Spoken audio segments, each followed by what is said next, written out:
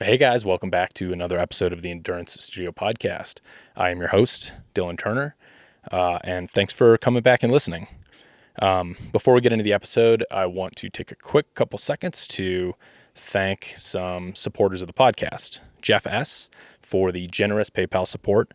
Thank you, Jeff. And George F. for becoming a Spotify subscriber. Thank you, George. Also, a quick note to say, if you've been on my social media lately or on this YouTube channel or any of the video content, you'll notice that I am having a new rebrand, new logo, and a new backdrop. I put in my logo. It was feeling a bit stale and old, and so I put in my logo into ChatGPT and asked it for honest feedback, and it told me it looked like a CrossFit gym logo from the early 2010s. And I got a little offended at first, but at least ChatGPT and LLMs have the ability to be honest and not just constantly stroking your ego and making you feel like you can do everything great in the world. So that was kind of nice.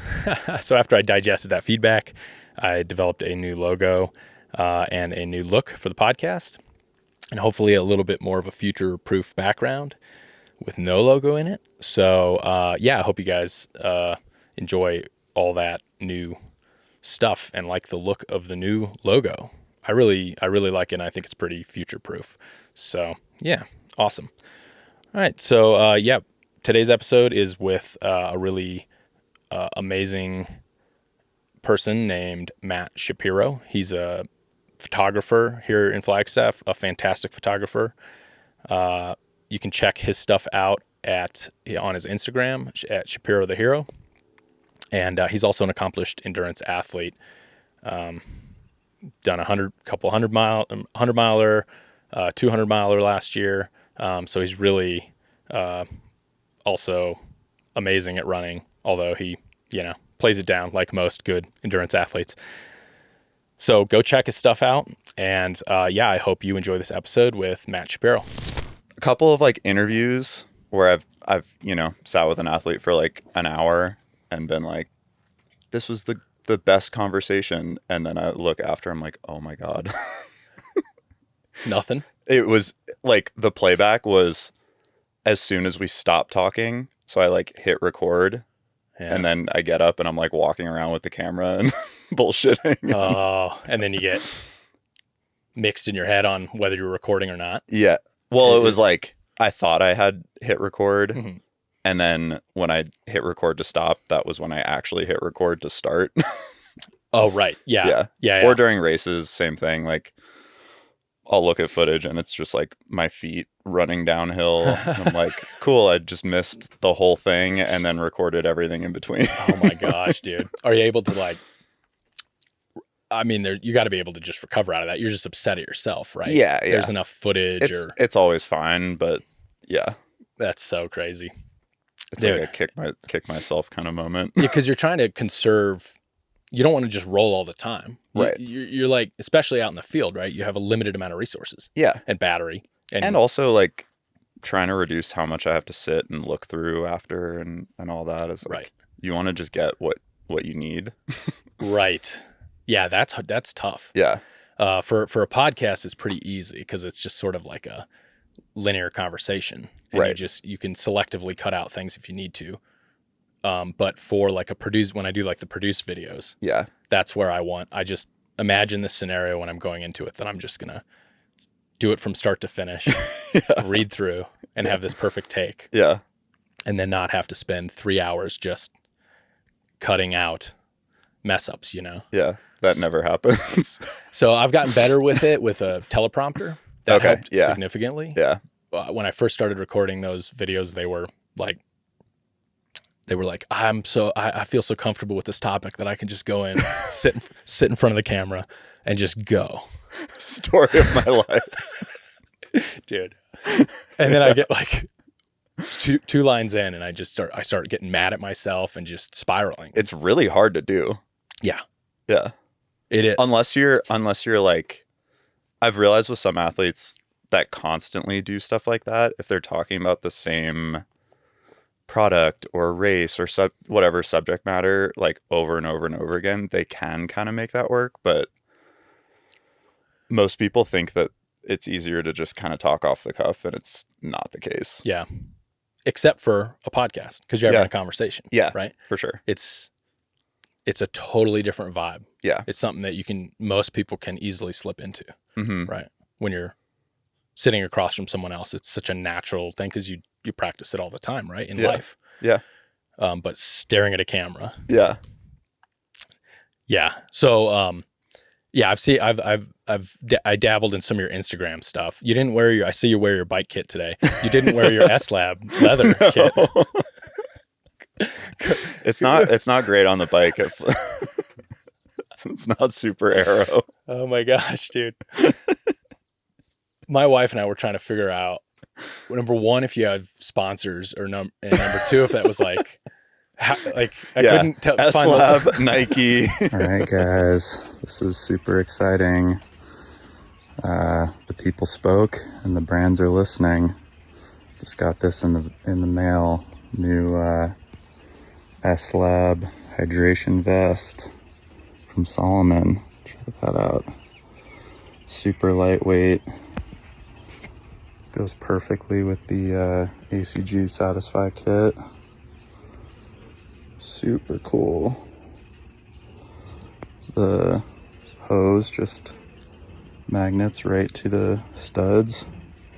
Very well thought out. Not really sure what this is for. Maybe someone has an idea.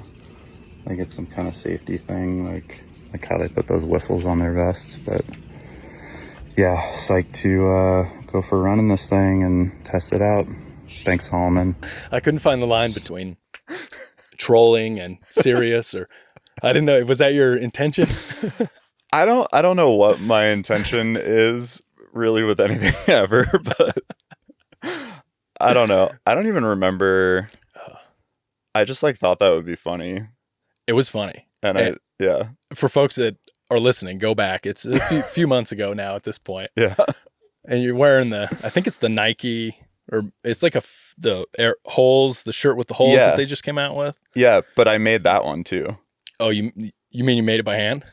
So it started with the Nike thing. Oh. Because I saw that shirt that they made, and I was like, oh, that looks like just like those mesh tank tops that you wear at or that people wear at parties and stuff. Yeah. And so I just bought one of those on Amazon and spray painted the ACG logo on it.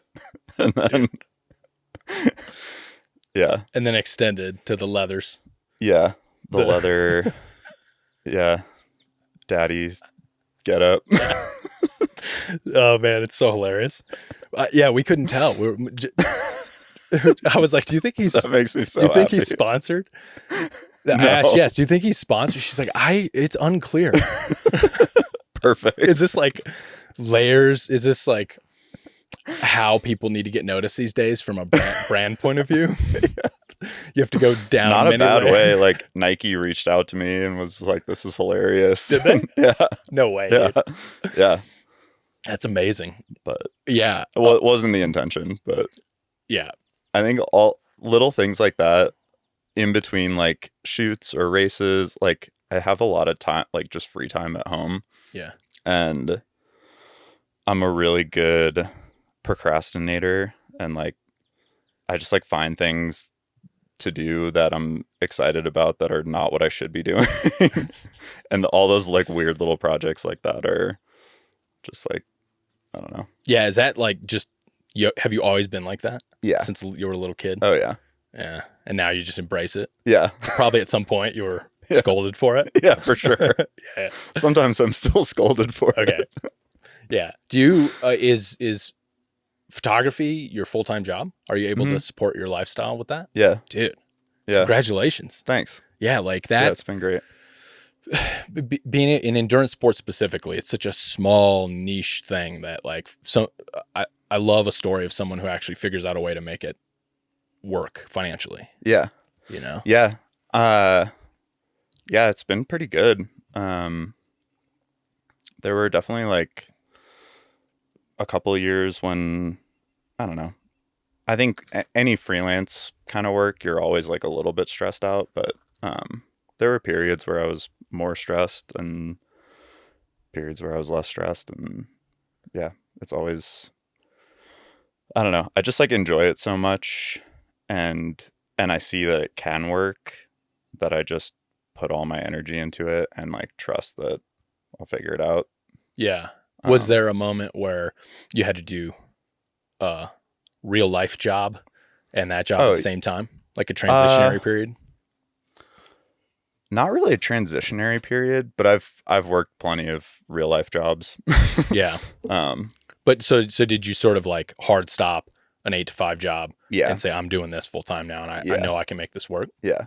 Nice. Yeah. I mean, I've worked in bike shops and did like a brief, just like strict retail thing, and worked for artists in New York and done all kinds of like weird odd jobs and stuff. And I think I always knew that I didn't work well like for somebody else. Like I always knew that working for myself was better for me, but never knew like what that would look like exactly. And then a few years ago I was like, had a little bit of clarity and was like, I think this is what that would look like. I'm just gonna try it. Yeah. And it's worked out so far. Yeah. I mean, you are, we were talking earlier, you're so close to the source of ultra endurance running, really, is like your bread and butter. Yeah. Right. Ultra endurance running, and sort of the rise, the golden age of ultra endurance running in the last handful of years, 3 to 5 years, maybe. Yeah. In this area, particularly with Aravaipa, they've really been like, I think a catalyst of the explosion of ultra running, for sure. with everything, the marketing and I mean, they basically built a business, a real business. Multiple businesses. Yeah. Multiple businesses that complement each other. Yeah. With like Mountain Outpost, the videography side of things, like they built services around ultra running that they can then sell to other races. Yeah. And I think Jamil is insane. Like, I don't know how he does as much as he does and does all of it so well.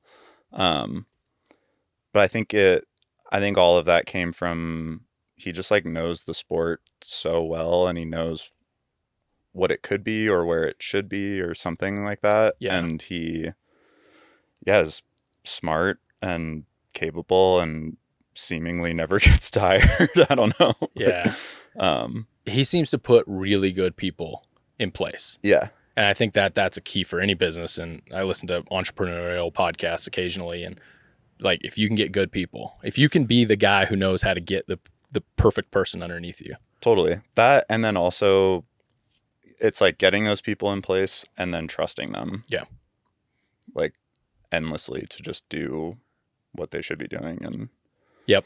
And to have them know that you trust them. Yeah. Yeah. That's hard. It's really hard to do. For sure.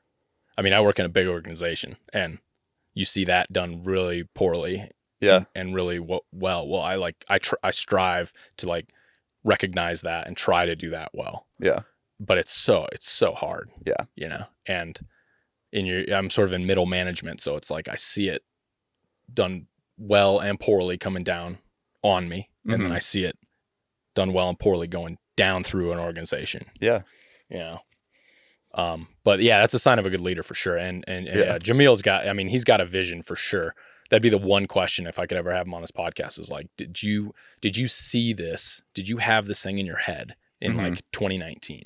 Did you have the 2026 version of this operation? Did you know that you'd almost like single-handedly make the most boring thing ever to watch, a spectator sport? Yeah. That you could make a lottery a spectator sport? Yeah. Like they did for Cocodona this year? A looped course in the desert, like actually fun to watch. I don't watch it a lot. I sort of absorb it from Jessica watching it, but like she loves it, and Yeah. everybody that is involved in it loves it. And I'm Yeah. like fascinated by this culture that's been created. Yeah. I mean, And- my parents, who have kind of like come to understand the sport just through me doing it, get like stoked to watch the Cocodona live stream. Yeah. And it's like, they don't really care about running, but it's like exciting for them. So what is it? There's a magic there, right? There's a special sauce to that whole Yeah. thing. And that's, I think, what Jamil has figured out Yeah. somehow. Yeah. So, and that's what's made it so successful. Is everybody wants to be part of that community. And then they do these little things like these little tiny things that make huge impacts. Like, for example, the crowdfunded pot, first place Mm-hmm. on Black Canyon Ultra, I think, maybe. I don't remember. One of the That sounds races right. Yeah. earlier this spring, they had like a Yeah. crowdfunded, it was a winnings basically, Yeah. first, second, and third place winnings that was Yeah. crowdfunded, and it was like, okay, now you're incentivizing everyone to have a literal financial buy-in on the Yeah. result of this race. A stake in the race. Yeah.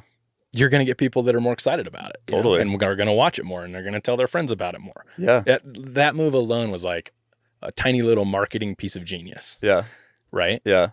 And he's just compounded those over years and years and years. Yeah.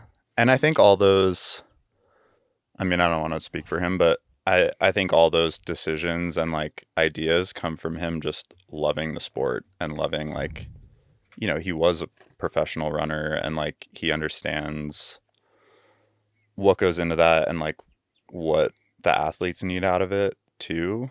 And so it seems like he's making a lot of these decisions based on, yeah, just what makes sense to him. And that comes from just loving the sport. Yeah. Which is probably the common story across many successful entrepreneurs. Right? I think so. Right. Is just being fully in it. Yeah. 100% all the time. Obsessed. And yeah, when that's all you, not all you know, but like all you want to be surrounded by, it's like, that's just going to produce the best possible outcome. Yeah. Yeah. Yeah. It's cool. So for you, and like, do you feel like you sort of do that with your career path now? Yeah, for sure.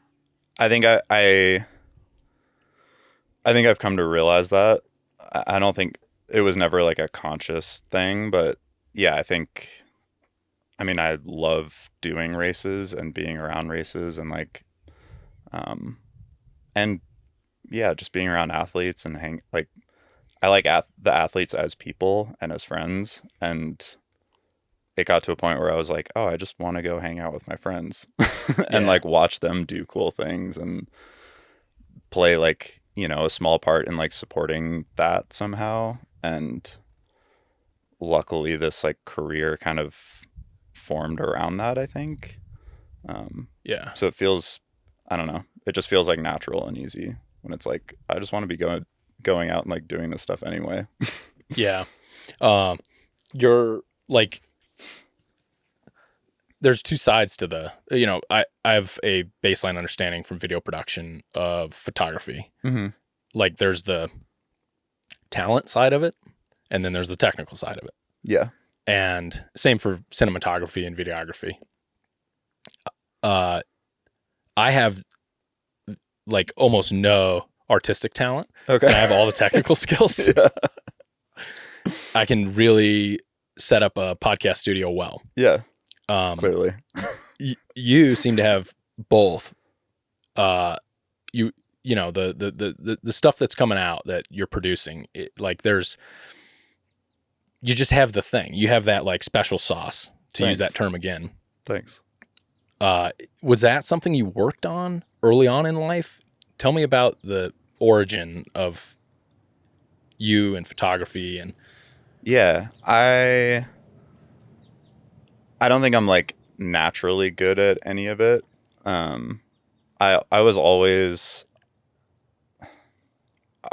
like creative, I think, and interested in just creative things like art and all that. And I went to school like for fine art, was like kind of my background. Was this in New York, or sorry, back east? I grew up in New York, but then Okay. I went to art school in San Francisco. Oh, okay.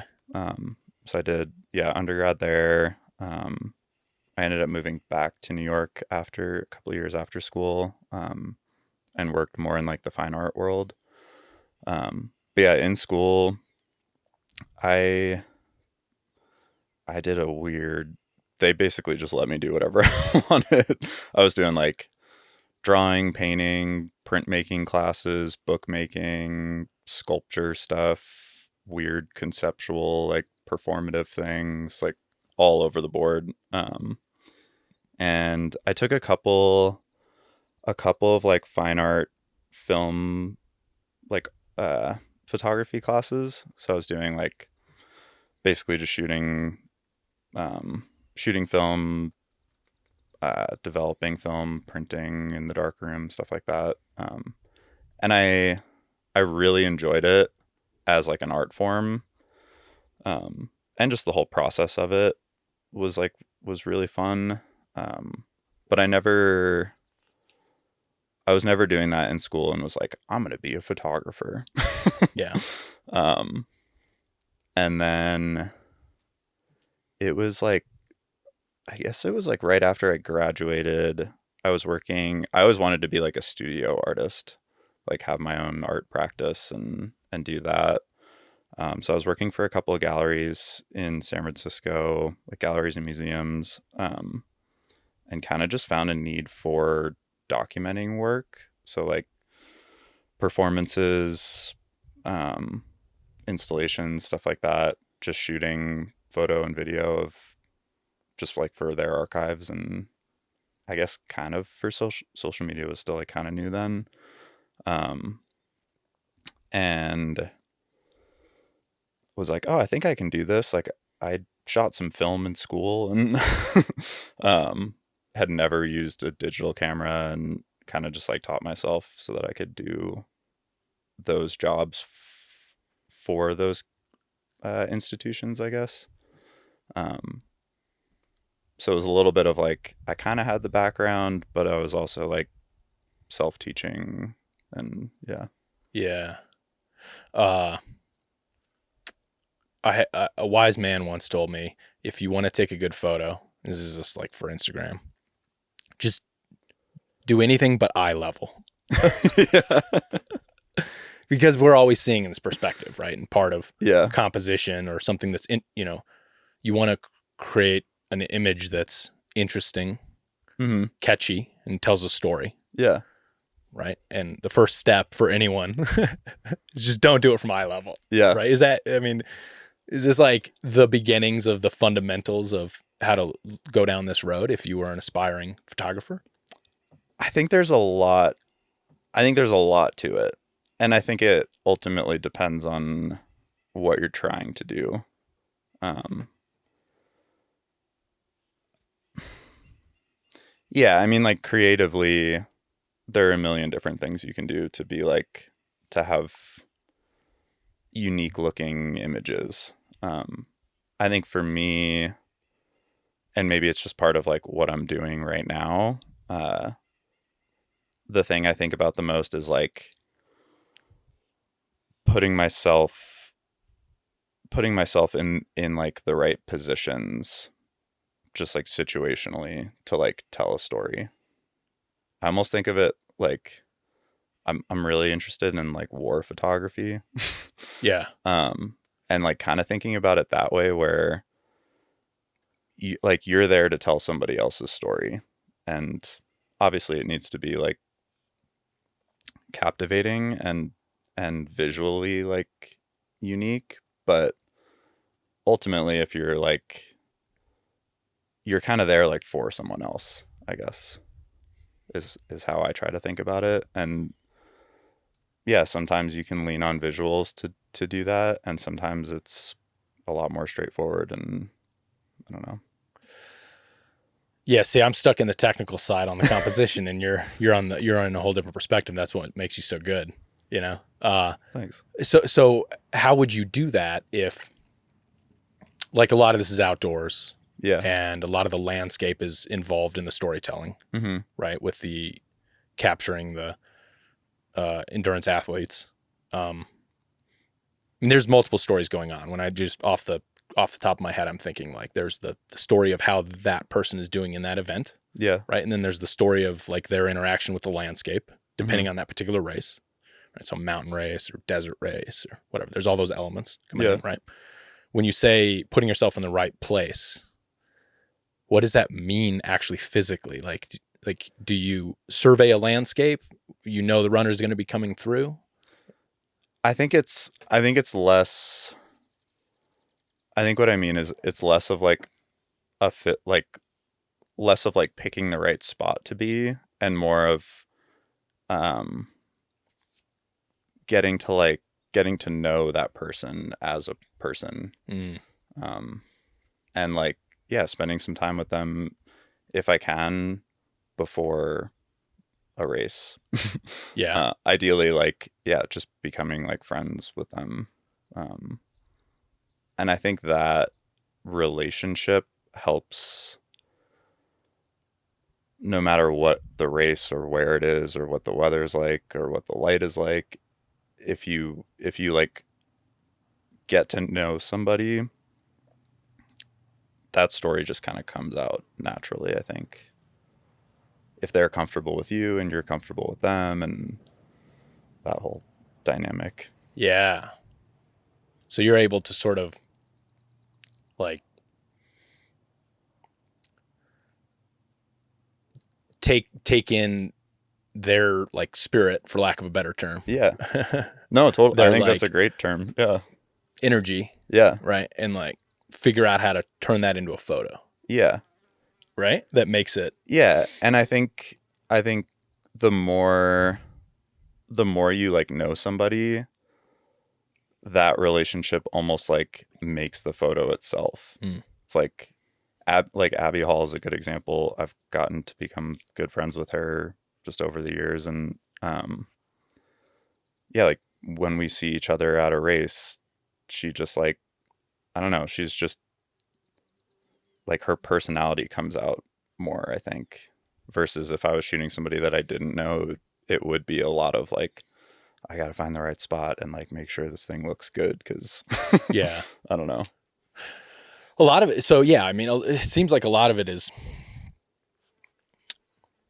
you and your energy and what you can bring out in the other person. Like, I hope so. Yeah. I mean, like, well, I think that one of the reasons why I do in-person podcasts is because I feel like the conversation is different. Yeah. And I'm just so like motivated by that feeling that I have had opportunities to do guess who I want to talk to on Zoom. There's tons of people out there right now I can think of that I would love to talk to, but I can't do it because I can't be there in person. So I don't do it. Yeah. And I feel like that's such an important component to the thing that I'm trying to create.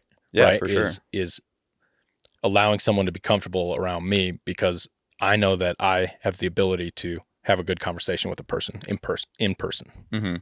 Right. I'm better at it in person. Right. Yeah. So it seems sort of lateral. Like if you can make that person feel comfortable, you know them, they know you, you guys have a good time together. You're doing this thing you love together. You're going to get more authenticity. Yeah. In the product, the end product. Yeah. Right. Like, yeah, for sure. And I think that's like, I mean, that's a whole, like when you think about that and then what I'm doing and like how that stuff gets used in marketing, it's like a whole rabbit hole. But right. I think like, yeah, if you just want a perfect photo with a perfect body showing products in a perfect way, like get a model. Yeah. You don't need personality and that whole side of it, but like, and this is my personal belief, is like the reason brands should work with athletes and should use their athletes in this way is that they bring personality and they bring like they bring their own thing to what they're doing, and ideally that gets shown somehow. This is a bit of a rabbit hole. Have brands changed over the last 3 to 5 years for what they want? Do they want that authenticity over a model? I think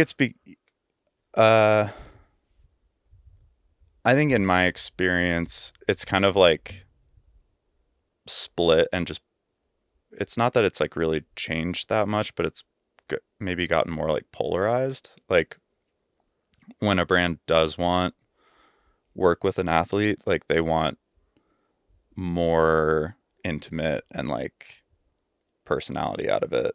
And then when they want the model stuff, they just want, you know, there's less of like a in between, I think. Yeah. Which is cool because, I mean, I'm biased, but I think a lot of the athletes have really cool stories and are good people, and like those stories should be told. Yeah. So it's cool to see that brands are like recognizing that and pushing for those things sometimes. If it were up to me, we would just do that all the time. But Yeah. I know there's like, yeah. Now, are you hired by athletes or the brands or a combination of both? Usually brands. Every once in a while I'll do, just like cover a race for an athlete. So it's like a athlete that's sponsored by a big time brand, mm-hmm. and then they hire you in partnership with their athlete. Yeah. Yeah. Yeah, That's exactly. sort of how that works. Yeah. Yeah. Or I guess usually it's like the brand needs assets of the athlete for whatever reason to promote a product or just to show what their athlete did at a race kind of thing. So yeah. And then Sort of you just depends. Sort of walk me through, if you could, like let's say you get contacted this afternoon by a brand.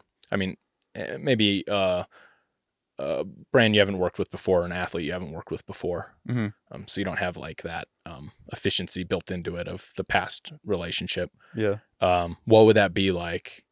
Let's say, would they approach you and say, I have an athlete that we want to have you capture some images at this event upcoming. Mm-hmm. And then what is it? How does it work from there? Is it like the nuts and bolts of this thing? Yeah. I mean, usually I'll try to go out, if it's like a big race, I'll go out there early, meet up with them.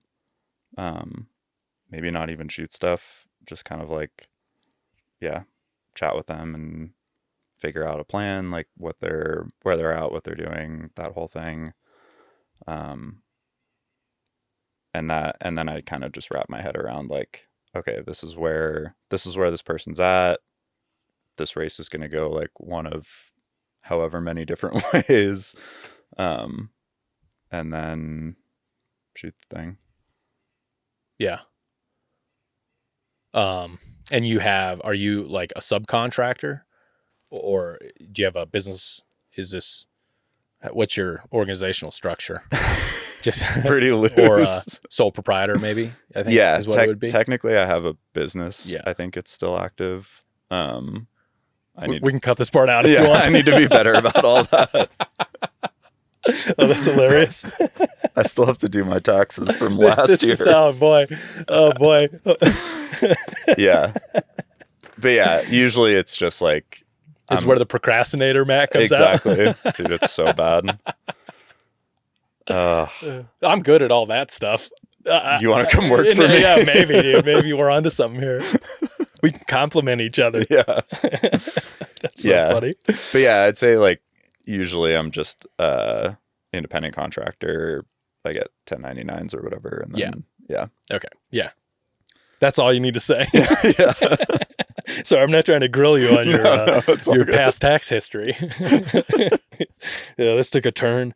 But I did want to go back to your upbringing. Were your parents artistic?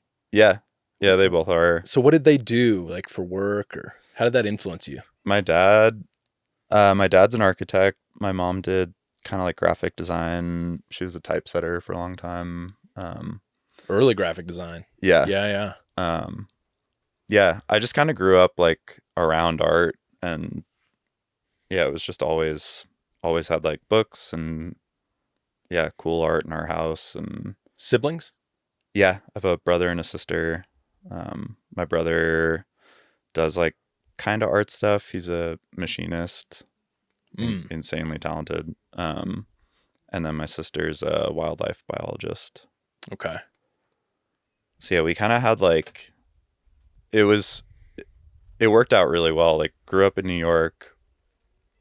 Um, and then when I was in like late elementary school, going into middle school, moved to Portland, Oregon. Um, and yeah, so we kind of had like East Coast mentality, but then yeah, access to outdoors and stuff on the West Coast. And So New York, Portland, San Francisco, yep, Salt Lake City, right? At some point. yeah, New York, Portland, San Francisco.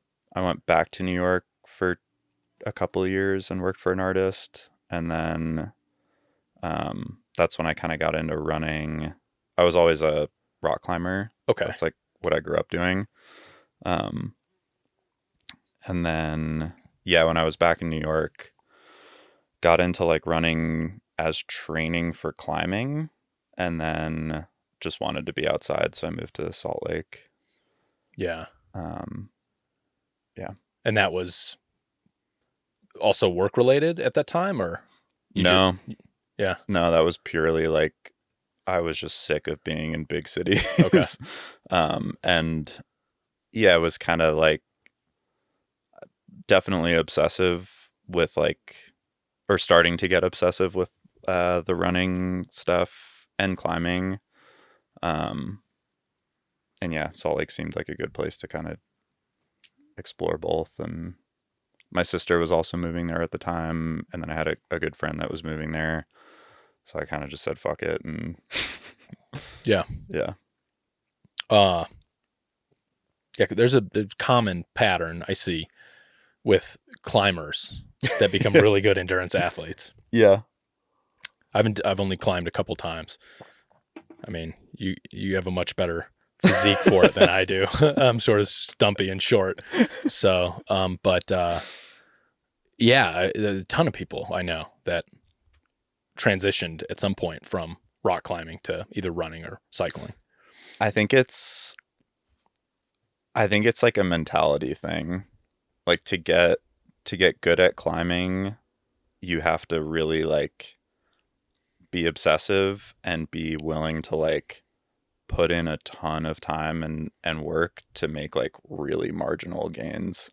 Yeah. And Yeah. I think that crosses over really well into endurance stuff. Yeah. And it's very extremely like in the weeds, detail oriented, Oh yeah. very like precision. Everything's precision, Yeah.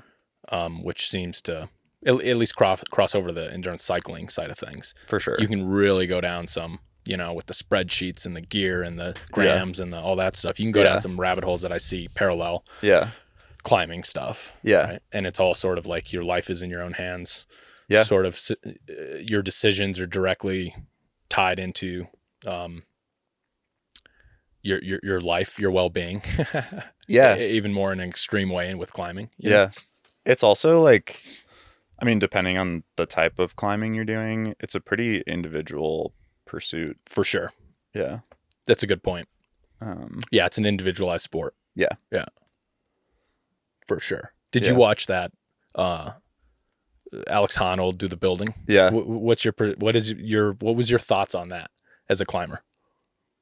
I think that stuff is super cool. It's still crazy to me to see climbing with any kind of popularity, like let alone seeing it on Netflix is wild to me. I mean, when I started climbing, it was on the East Coast, and there was one gym like 4 hours away that my dad would drive me to because there just weren't climbing gyms. Like it wasn't really a thing.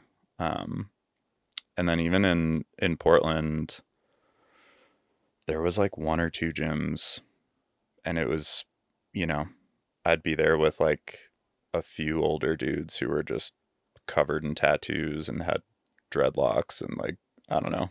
It was just such a weird niche sport at the time. So to see it like, yeah, gyms exploding and everybody kind of getting into it's really cool. Yeah. But so different. And yeah, I think like that stuff that he's doing, that Alex is doing, that's not like hard climbing for him. Yeah, right.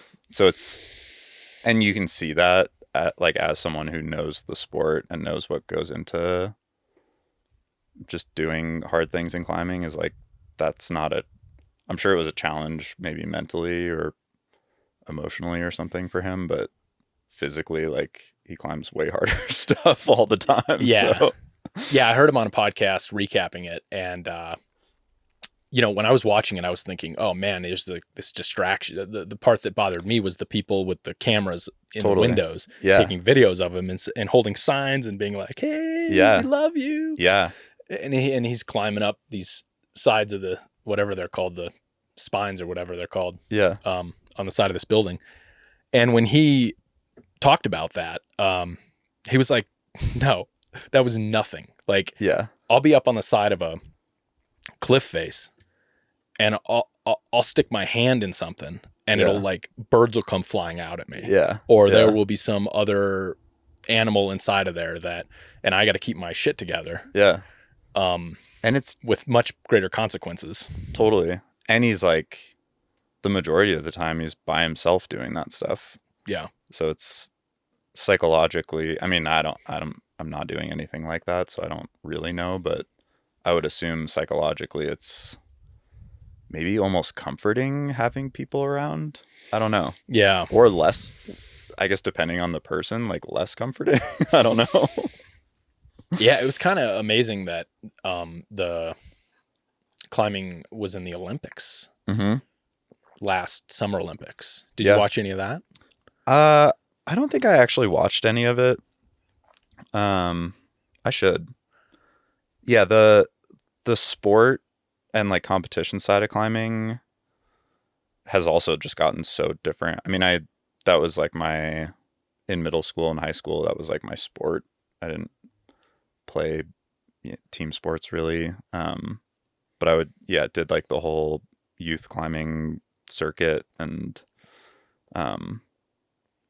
it's a really cool side of climbing, and to see it grow that much that fast is kind of wild. Yeah.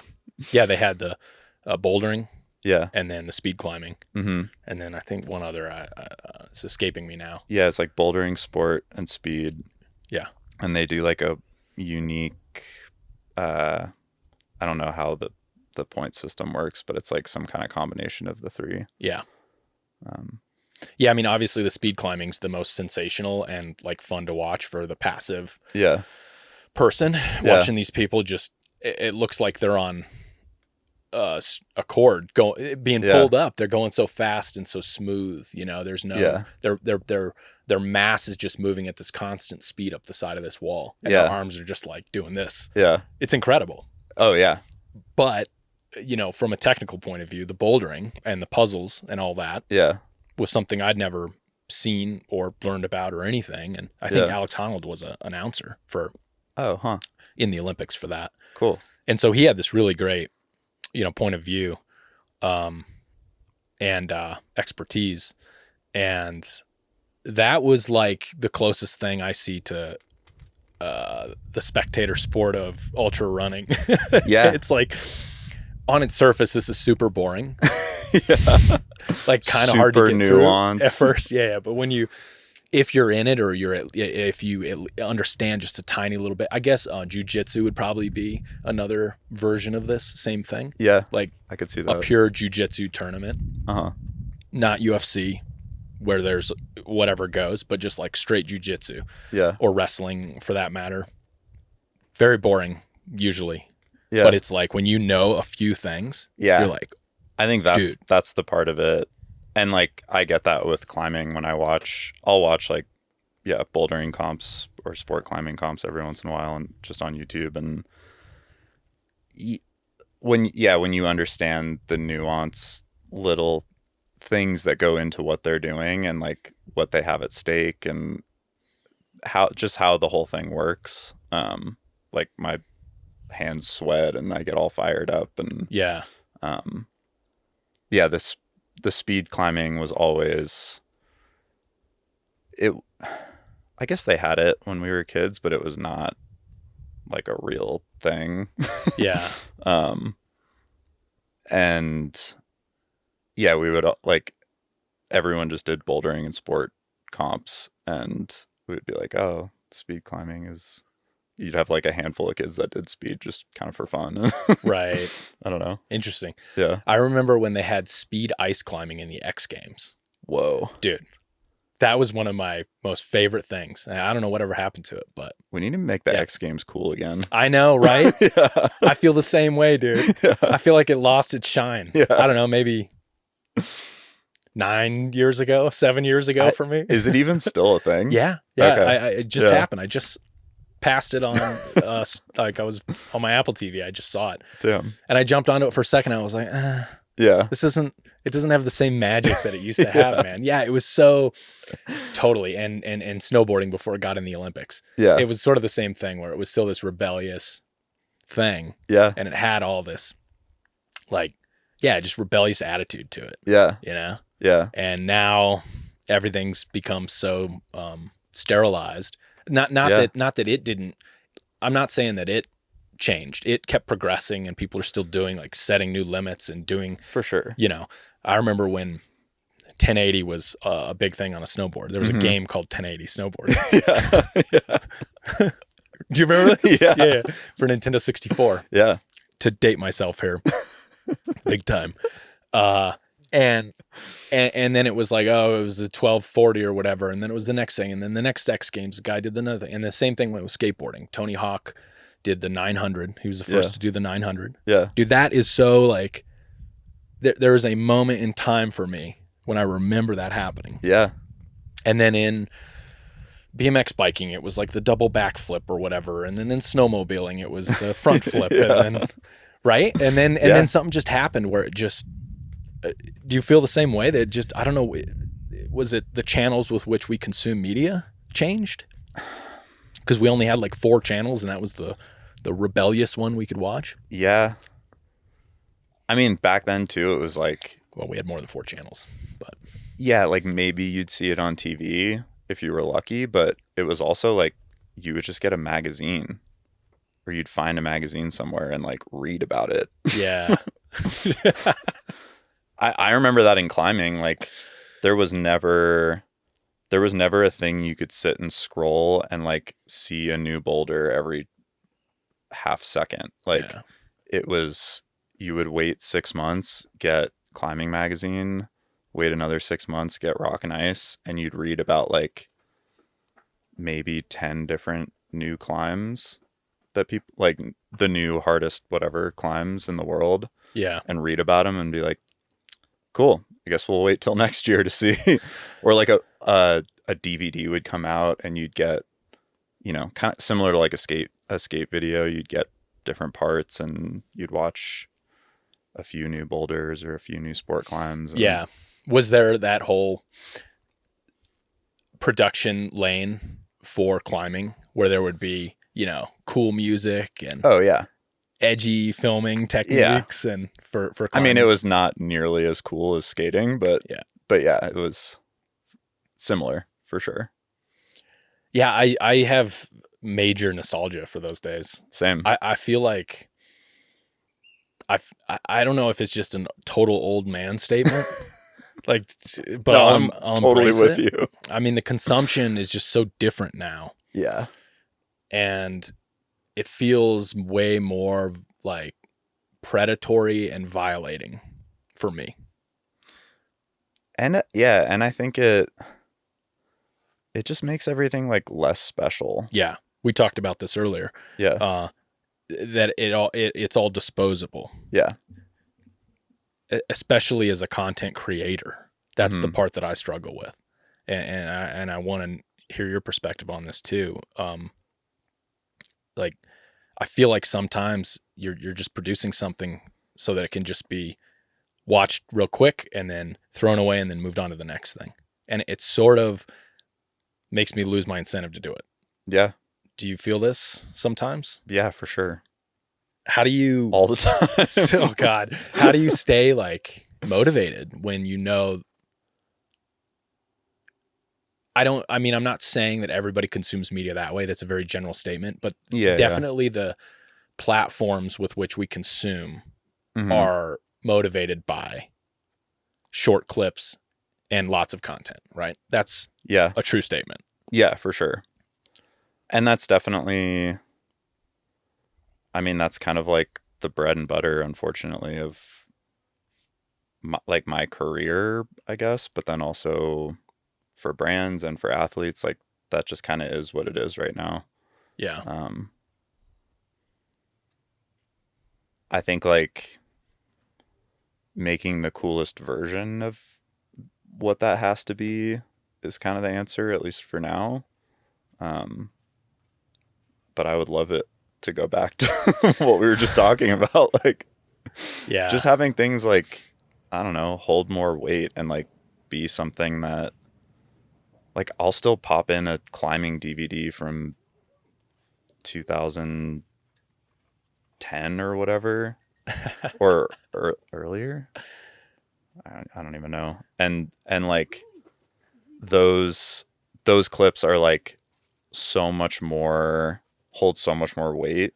Maybe because I watched them as a kid, but like, Yeah. I don't know. There's just something like different about them. Yeah. And I think it's because of how they were like introduced to the world. Yeah. Which was what, underground sort of? Kinda. Yeah. Yeah, I mean the skate and snowboarding stuff was definitely like underground. Yeah. It was that whole era of, you know, CYK, Yeah. like pre-Jackass, Yep. where you know, there'd be like these DVDs floating around. Yeah. I don't even know how I got any of them, but I had like, I remember my first climbing movie I ever got was Front Range Freaks. It was this like what a Boulder, cool name. yeah, Boulder DVD. It was like Timmy O'Neill, bunch of like local Boulder people, and the parts were so bizarre and the editing was terrible and the filming was terrible, but it was so cool. But yeah, my uncle just like, he was like, "Oh, you're into climbing? Like, here's this DVD." I don't know where So I don't know cool. where he got it, but yeah, it's like Swap meet. yeah, totally. You think there's going to be a group of people that there's going to be like a rejection eventually of short form content? Or where do you think the next evolution of short form content would go? You think it's going to be like 5-second clips? Just hundreds of thousands of 5-second clips downloaded into our brain instantaneously till we're drooling? Is that the next evolution? Just the Matrix, like Yeah. you put your head in a thing and it just downloads. Yeah, dude. I don't know. I literally feel like that now Yeah. when I spend Same. more than 10 minutes on Instagram. Yeah. Yeah. And then like in between all those things, there's like all this bullshit and yeah, I don't know. Man, it must be so sort of, God, yeah. You don't get nervous? Like this is where you make your money, man. Like this is crazy. Yeah. You're able to find a harmony between these two things. Yeah. I don't know if it's just like a mentality thing or, I mean, I do get really frustrated on Instagram. Yeah. A lot. Like As a consumer. As a consumer, and then also thinking about it in terms of like, yeah, what it's kind of making my job become. But I don't know. At the same time, I'm like, yes, that's where that's at, and that can be frustrating. But then I'm also just gonna go like, yeah, hang out with my friends and shoot cool stuff. Yeah. And if that has to be a 10-second clip, then whatever. Yeah. Fuck it. I mean, do you get a lot of pressure from the brands to create specific types of content, or do you get Oh, yeah. freedom? Yeah, they're like, this is the box we want. Yeah. This is the output. Which I get. Like, product. I don't blame them, or I don't know. That's the state of, they have to put out things that perform well. For sure. If they don't do that, they won't have a business, right? Right. That's the reality of capitalism right now. Right? Sure. So I understand that, and I don't fault them for that at all. Yeah. I think it's more, at least for me, I'm like, I'm just going to make stuff that I want to make then. Yeah. And if that's, if that works for a brand, great. If not, I can still go out and make things. Like, it's not, I don't know. Yeah. Yeah. It seems like, creativity and capitalism are like constantly at odds. I've found that a little bit. And it's always been like that. Yep. Always. Yeah. It's just a different format now. Yeah. Yeah. It's interesting. I mean, I know that for most people that are the next generation, this is just normal. Yeah. Sort of how I look at sitcoms as old and antiquated. Yeah. Yeah. But then you're always going to have independent filmmakers and creatives that just are like, yeah, maybe they need to make a living and make the more commercial stuff to make their living, but then they're going to go out and make the things that are in their brain that they want to make. Yeah.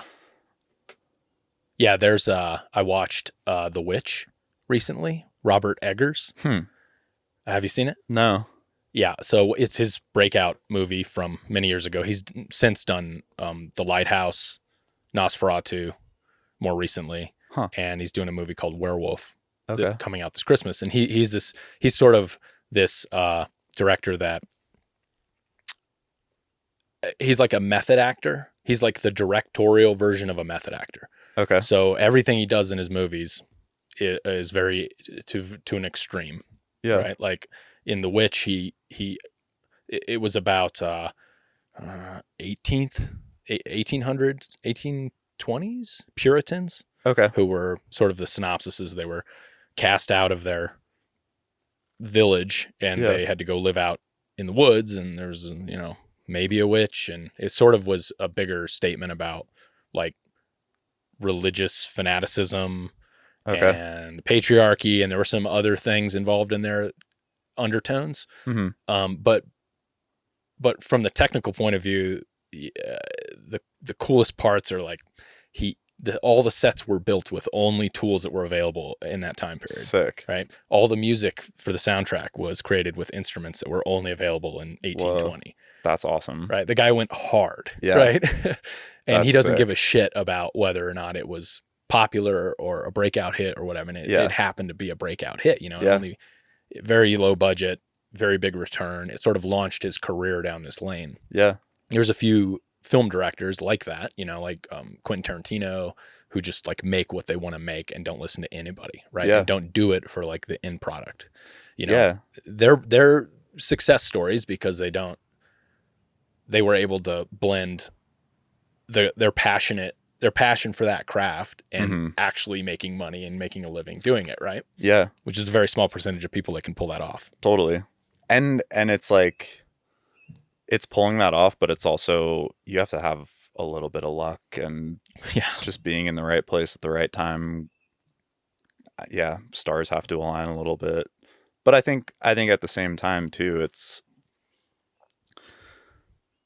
kind of going back to what we were saying with like scrolling Instagram. You see so much of the same shit over and over and over again that, when someone is just doing their own thing and like making something that's kind of weird and fucked up and like just different, it's like it almost puts more, or can put more attention and like spotlight on those things. Yeah. Which I think is cool. Yeah, totally. I've been experimenting with AI a lot in workflows, production workflows. Yeah. And I'm finding this pattern that the output is all sort of the same. Yeah. There's like a feeling to this stuff. Oh yeah. And it doesn't have the human spirit, the creative spirit within Totally. it. The like,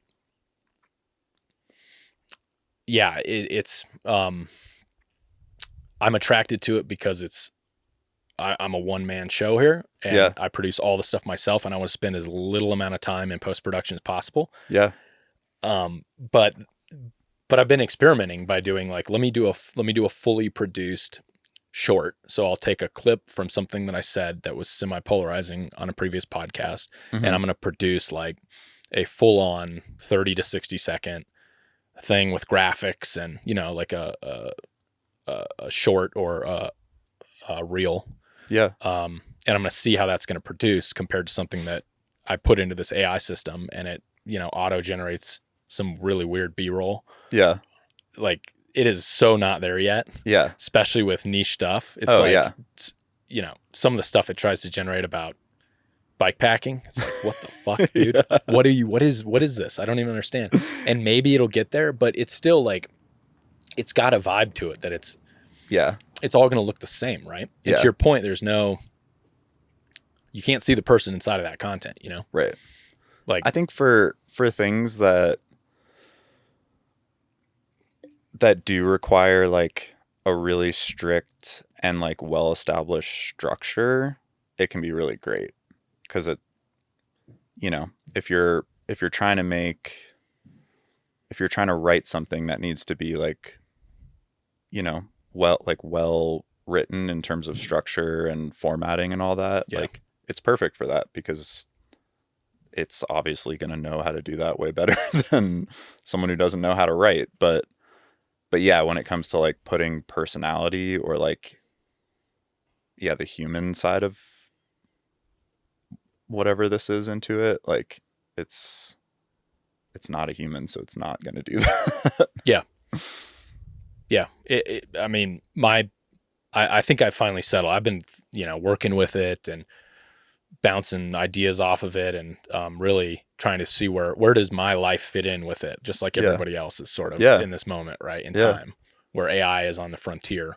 I think one thing is for sure, that if we don't use it and understand it, we're going to get left behind. Yeah. I think at the end of the day, though, it's a tool. Agreed. Like, Yeah. it can be a really great tool for probably a lot of things that we don't even know yet, but it's not, I don't know, it's not going to replace everything. Right. So would you use it for, like, let's say you need to go through thousands of photos from this event. Would you use it to get that down to hundreds that you could then curate yourself? I've actually tried. It doesn't do a great job. The best application I've seen, at least in my, I guess, like industry or my like specific workflow, would be for like video editing. If I sat down and did like a 2-hour interview with an athlete, and I'm like, oh my God, I don't want to sit and watch this 2-hour interview 10 times and like pull out the bits that like actually are usable. And there are some really good programs for like, it'll basically pull sections, label them, tell you like exactly how, you know, how long they are, what they're talking about, put them in folders. Like, that saves me a ton of time. Yeah. That would be a production assistant's job. Basically. Usually, Yeah. right? You'd be employing someone to do that. Yeah. Or my job. And then Right, it's so daunting that I just end up not wanting to do it. 100%, dude. So I'm like, if I can have AI do that, great. It saves me time. It gets me to a point where I'm like actually excited to edit. I think for stuff like that, it's awesome. So you also are pretty deep into videography and Mm-hmm. yeah. At this point, yeah. Yeah, I kind of...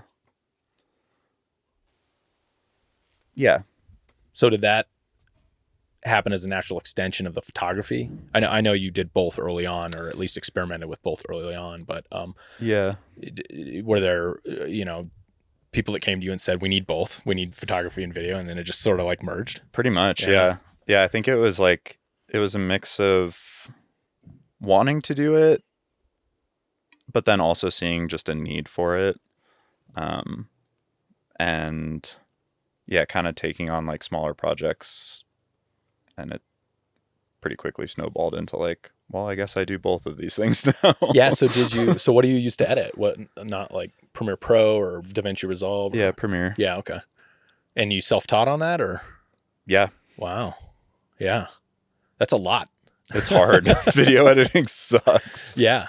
Yeah. Again, back to what we were talking about earlier. It's so detail oriented. Yeah. Like you're talking frames. Like Yeah. you have to, you train your brain to pay attention to the smallest little things. Yeah.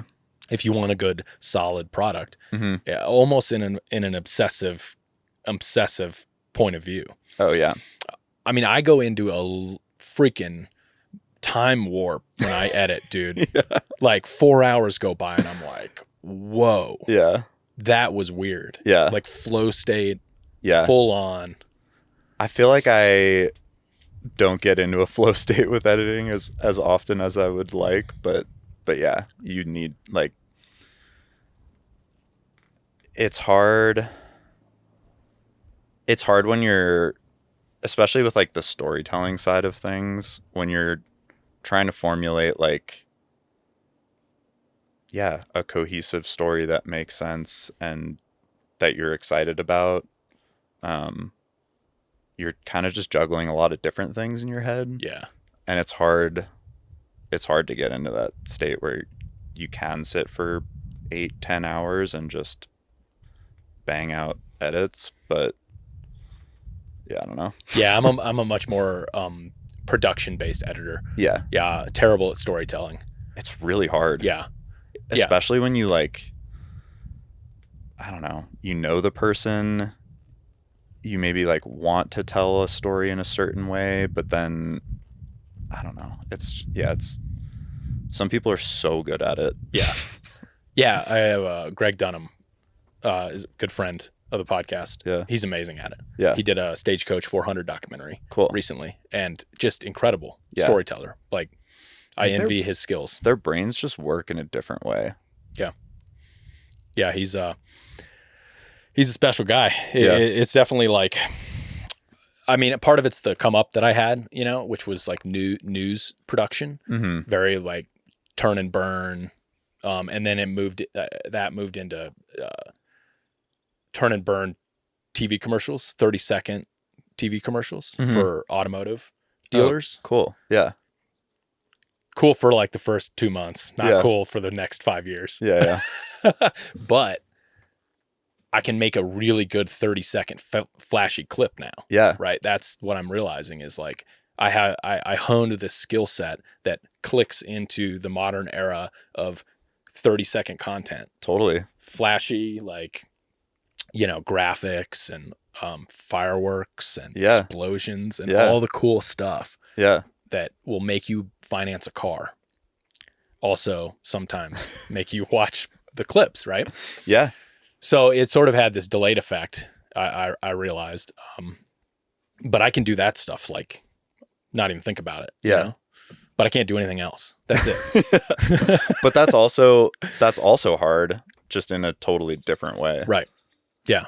Yeah. But it's a struggle to make, like, I'll go on a bikepacking trip and shoot everything and then come back and try to produce that into like a story that somebody wants to watch. Right. Or it doesn't look like a home video, basically. Yeah. Of the experience. And that's a struggle, dude. Yeah. That's where I'm leaning on AI to be like, help me. Like, and it helps, it's a crutch for that kind of stuff. Yeah. But I think we should just make home movies. yeah, we're just going to go fully back. Yeah. I mean, there was that trend there for a little while. Was there? Yeah, it was. I mean, there was a lot of like people shooting on 35 millimeter, and Yeah. there was sort of this hipster revert, grainy video. Yeah. You know, Yeah. even with stuff like coming out now, A24 just released Backrooms. Huh. Do you know this? No. Internet legend lore? No. Backrooms is like this interdimensional space that you can accidentally fall into. You're just walking around and it's called clipping, like when you clip on an old school video game Yeah. where you end up out of the map. Huh. It's the same concept. Okay. And it started on like 4chan as just this one image. Okay. And then this guy Pixels, Huh. started creating these animations about it. And basically the short of it is like the thing that's most scary about it is this like liminal space. I think they call it liminal space, which is just like yellow hallways that go on forever. Huh. Time is different in there. There's monsters down there occasionally. Cool.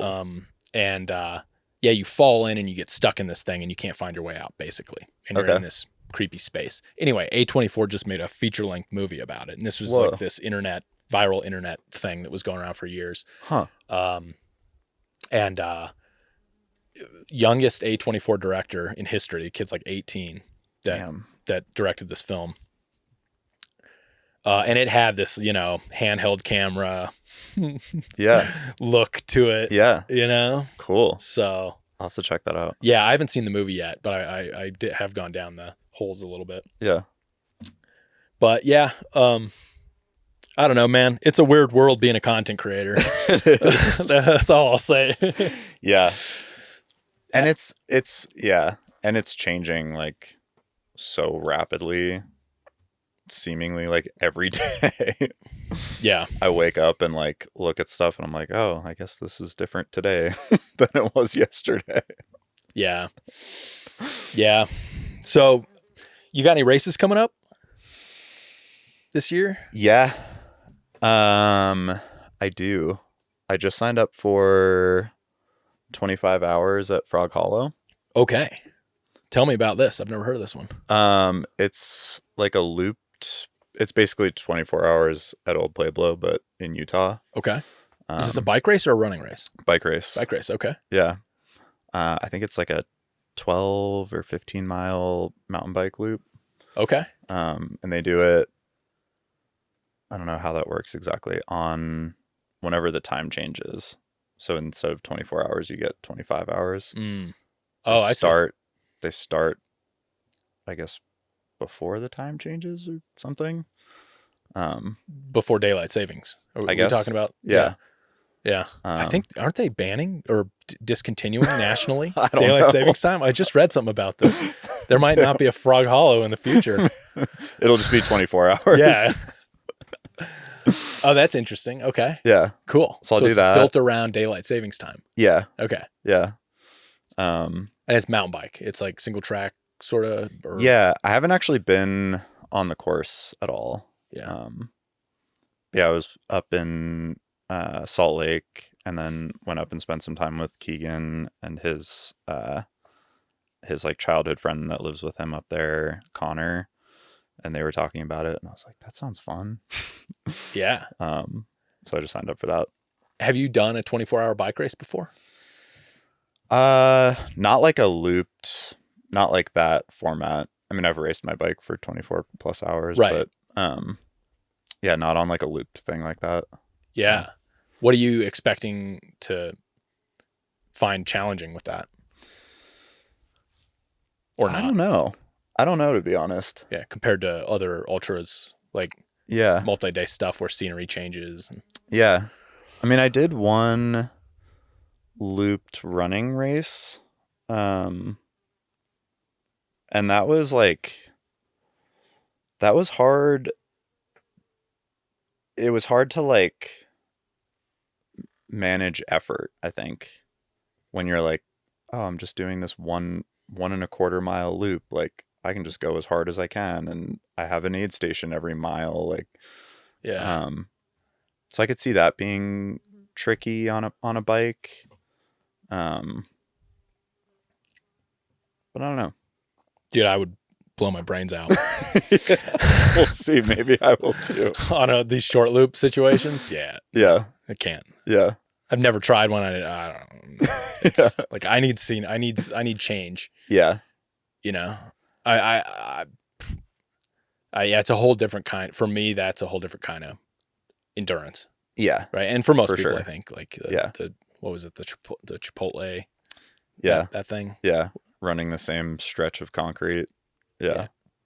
So, but you're, you know, for folks listening that aren't in the running world, you know, you had a big year last year in ultra endurance running. You did Mogollon Monster. Yeah, I did Mogollon. Mammoth 200. Yeah. And then there was another one in there, I think maybe. Ure 100. Okay. Was Ure first in that sequence? Yeah, it was Ure.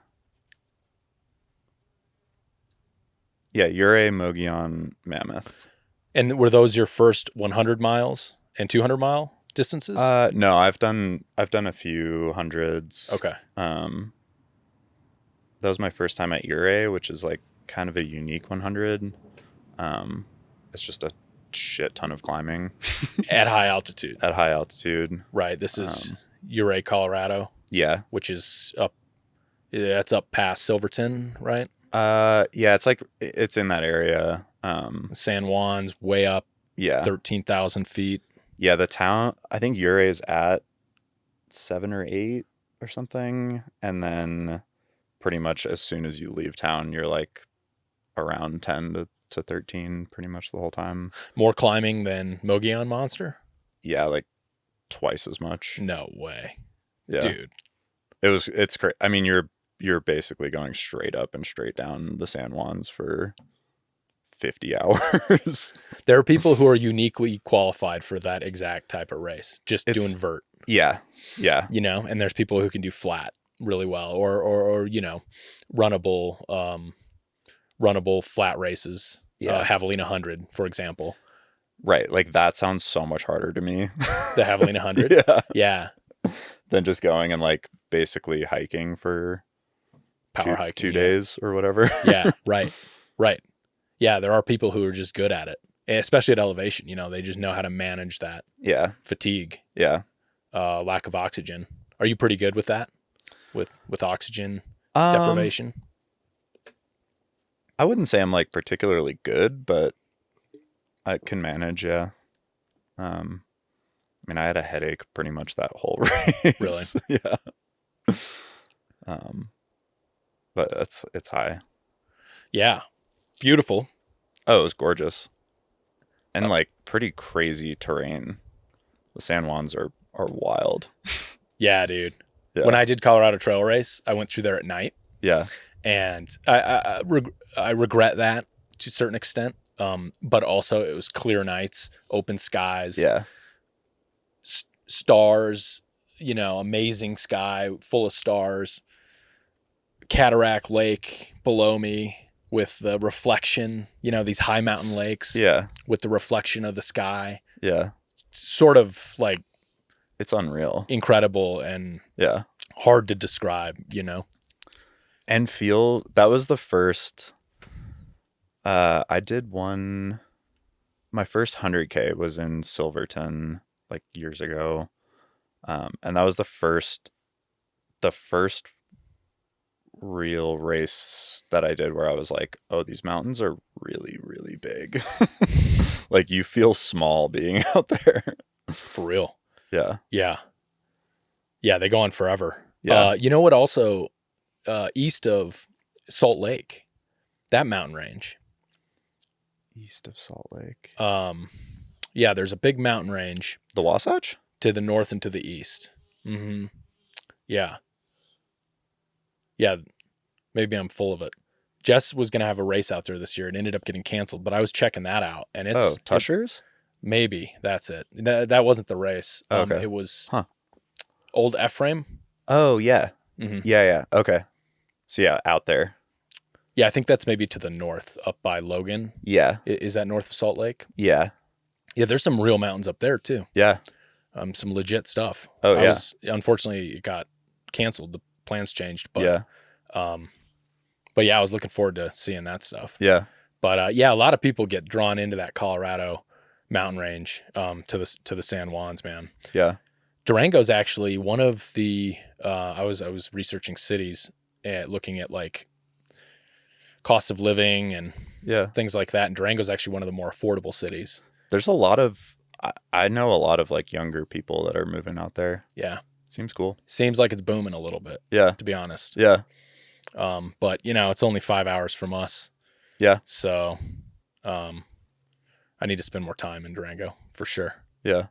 So so back to your races. So there was the Mammoth was your first 200? Yeah. Yeah, okay. First 200. And word on the street is no blisters. No blisters. Yeah. I got really good last year at just managing. I mean, that's like the majority of those longer running races is just managing little things like that.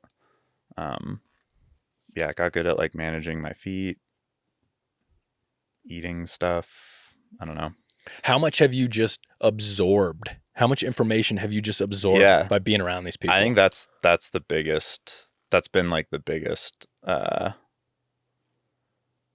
that was like one of the biggest takeaways last year. I think, like going into, at least with the 200, I was like, I've seen so many people do this. Like I know what to do, and I know exactly how it goes. And so yeah, it was huge. Just having like being able to draw on like other friends' experiences and is there anything specific or an example you could give?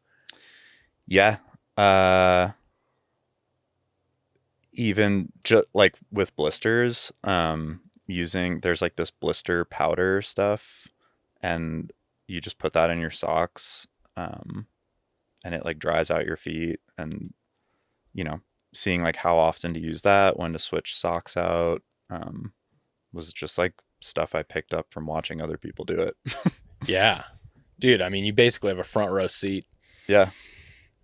I mean, you're in it. You're that's so cool. Like sometimes with this podcast, I feel like I get there's a parallel there, because I get to sit down for a few hours with people that I have great respect for as athletes and humans.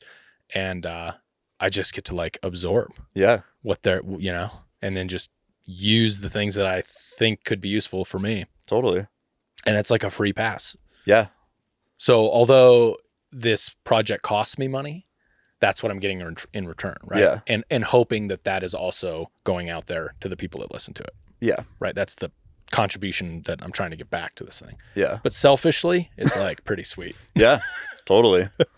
Yeah. Because some of these episodes, I'm getting into like sleep kit, bike, very specific. Super technical stuff. What is your training cycles like? Like, what do you do on the trainer? Yeah. And it like the last couple of years have been just like major education. Yeah. Yeah. And you can like, I see the same thing with what I do. Like you're like hearing these things, I'm seeing these things, and I'm like, I'm going to try that.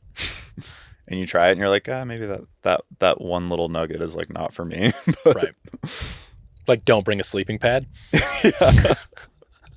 like that piece of information. Yeah. Oh yeah. I mean,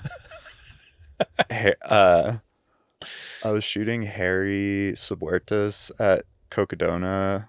This is like probably 2 years ago. And I was like, I'm curious, like what Harry's eating. And I asked his wife, like, what are you making for Harry? And she was like, it's these butter sandwiches. And it was just pieces of white bread folded around like sticks of butter. No way. That he was eating. And I was like, Kerrygold. Yeah. And I was like, that's awesome. I'm probably not going to do that. I'm out. But from the fat blocks. Yeah. Dude. Yeah, I wonder. I'll try it. Dude, Yeah. I'll try anything bike packing. Yeah. On the bike, maybe. Food is such a polarizing topic, and it's so Yeah. funny when people claim that this thing is the best for everyone, or there's so many like personalized, nuanced things with what makes you better. So you have to just sort of like take it all, sort of like put your arms around it all, Yeah. and kind of I think that's like the coolest aspect of the sport that we do, especially as you get into longer and longer races or just efforts, is like it becomes so much more unique to the person. And like, yeah, the longer you're going, the more certain things are not going to work for the person next to you even. Yeah. Like, it's really interesting. Yeah. Yeah, there's like people taking wasp venom. You see all this stuff? I don't know. Come on, guy. Come on. That's sick. It's like, yeah, it's like straight from the something wasps over somewhere. Huh. No, but seriously, there's like a product out there. I don't know what it's called, but it's a wasp venom. I was like, no way, dude. This cannot. And I think there's some notable endurance athletes repping it, and I was like, I don't know. Huh. It's the whole biohacking thing and Okay. its influence in ultra running, the merge of the two. Yeah. You know, like the bro science biohacking movement. Yeah. You know, and there's a lot of stuff happening lately with like BPC 157. Cameron Haynes talking about it.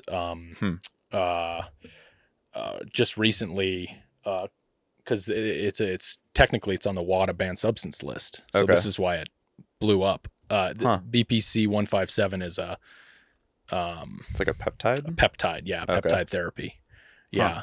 Mike McKnight just talked about it publicly, Okay. about his usage of it in his back because he was looking at back surgery. Okay. And It's for like recovery. yeah, so it's actually a protein that's found in your gut, and they synthesize it and inject it, and it's supposed to regrow tissue. So Oh, interesting. disc tissue is the big one, right? Like this is the disc degeneration is the big unicorn out there that everybody's trying to solve. Yeah. Is how do you regrow disc material to get it back? Because there's no going back after. At this point, it's just you fuse it. Yeah. There's no going back after it degenerates. Yeah. And that was Mike McKnight's. That was his recent update was, and it worked. But it's also anecdotal. There's only animal studies. There's no human studies. Same with stem cells. You know, it's. And then there's the wasp venom people. You know what I mean? And I'm just like, we all just need to not think that because it worked for this one person because they had success and then they said they were taking this thing, that you're gonna have that result too. Totally.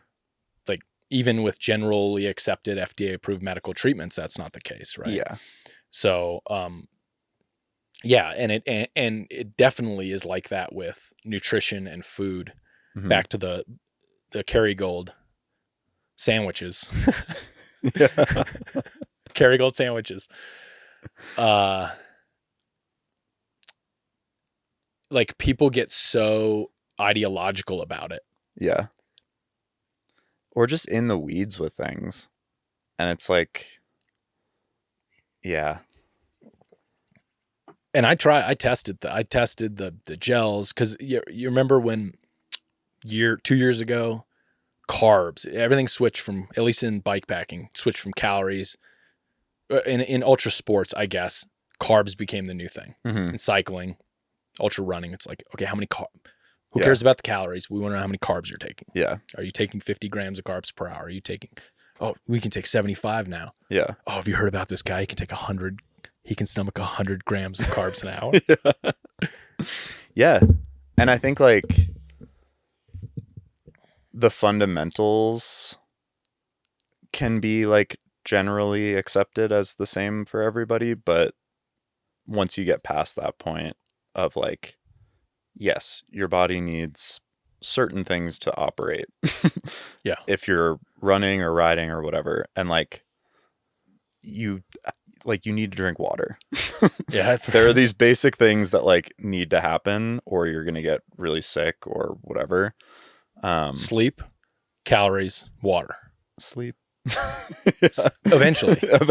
Right? There's a threshold. Yeah. Where it's a non-negotiable. Yeah, for sure. Yeah. But yeah.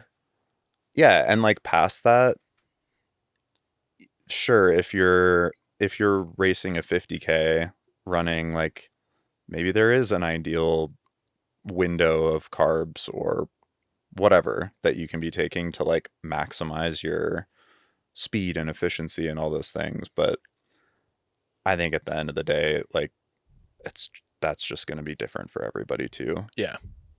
Yeah. So don't listen to those preachers out there. Choose your own path. Listen to like, oh, sorry. listen to like, if somebody's telling you like to do something basic to keep you safe. Yeah. Listen to those people. Yeah. Yeah. Good point. You strike me as the kind of guy that just sort of eyeballs it when it comes to how much you need to eat. Yeah. During a race. And I've tried being better about nutrition stuff, like taking gels at certain times and it does work, but I'm also, past 6 hours, maybe even shorter, past like 4 or 5 hours, I just don't want gels anymore. Yeah. No matter like how well they work, like I'm stopping at a gas station and getting food. True. I went 30 hours one time. Yeah. 1 gel an hour. Wow. It was pretty rough. Yeah. I wanted to push the limits. Couldn't do that. It was those carbs brand ones too. Yeah. That kind of don't have like, they're sort of down and dirty flavor. We'll call it that. Yeah. No nonsense flavoring. Yeah.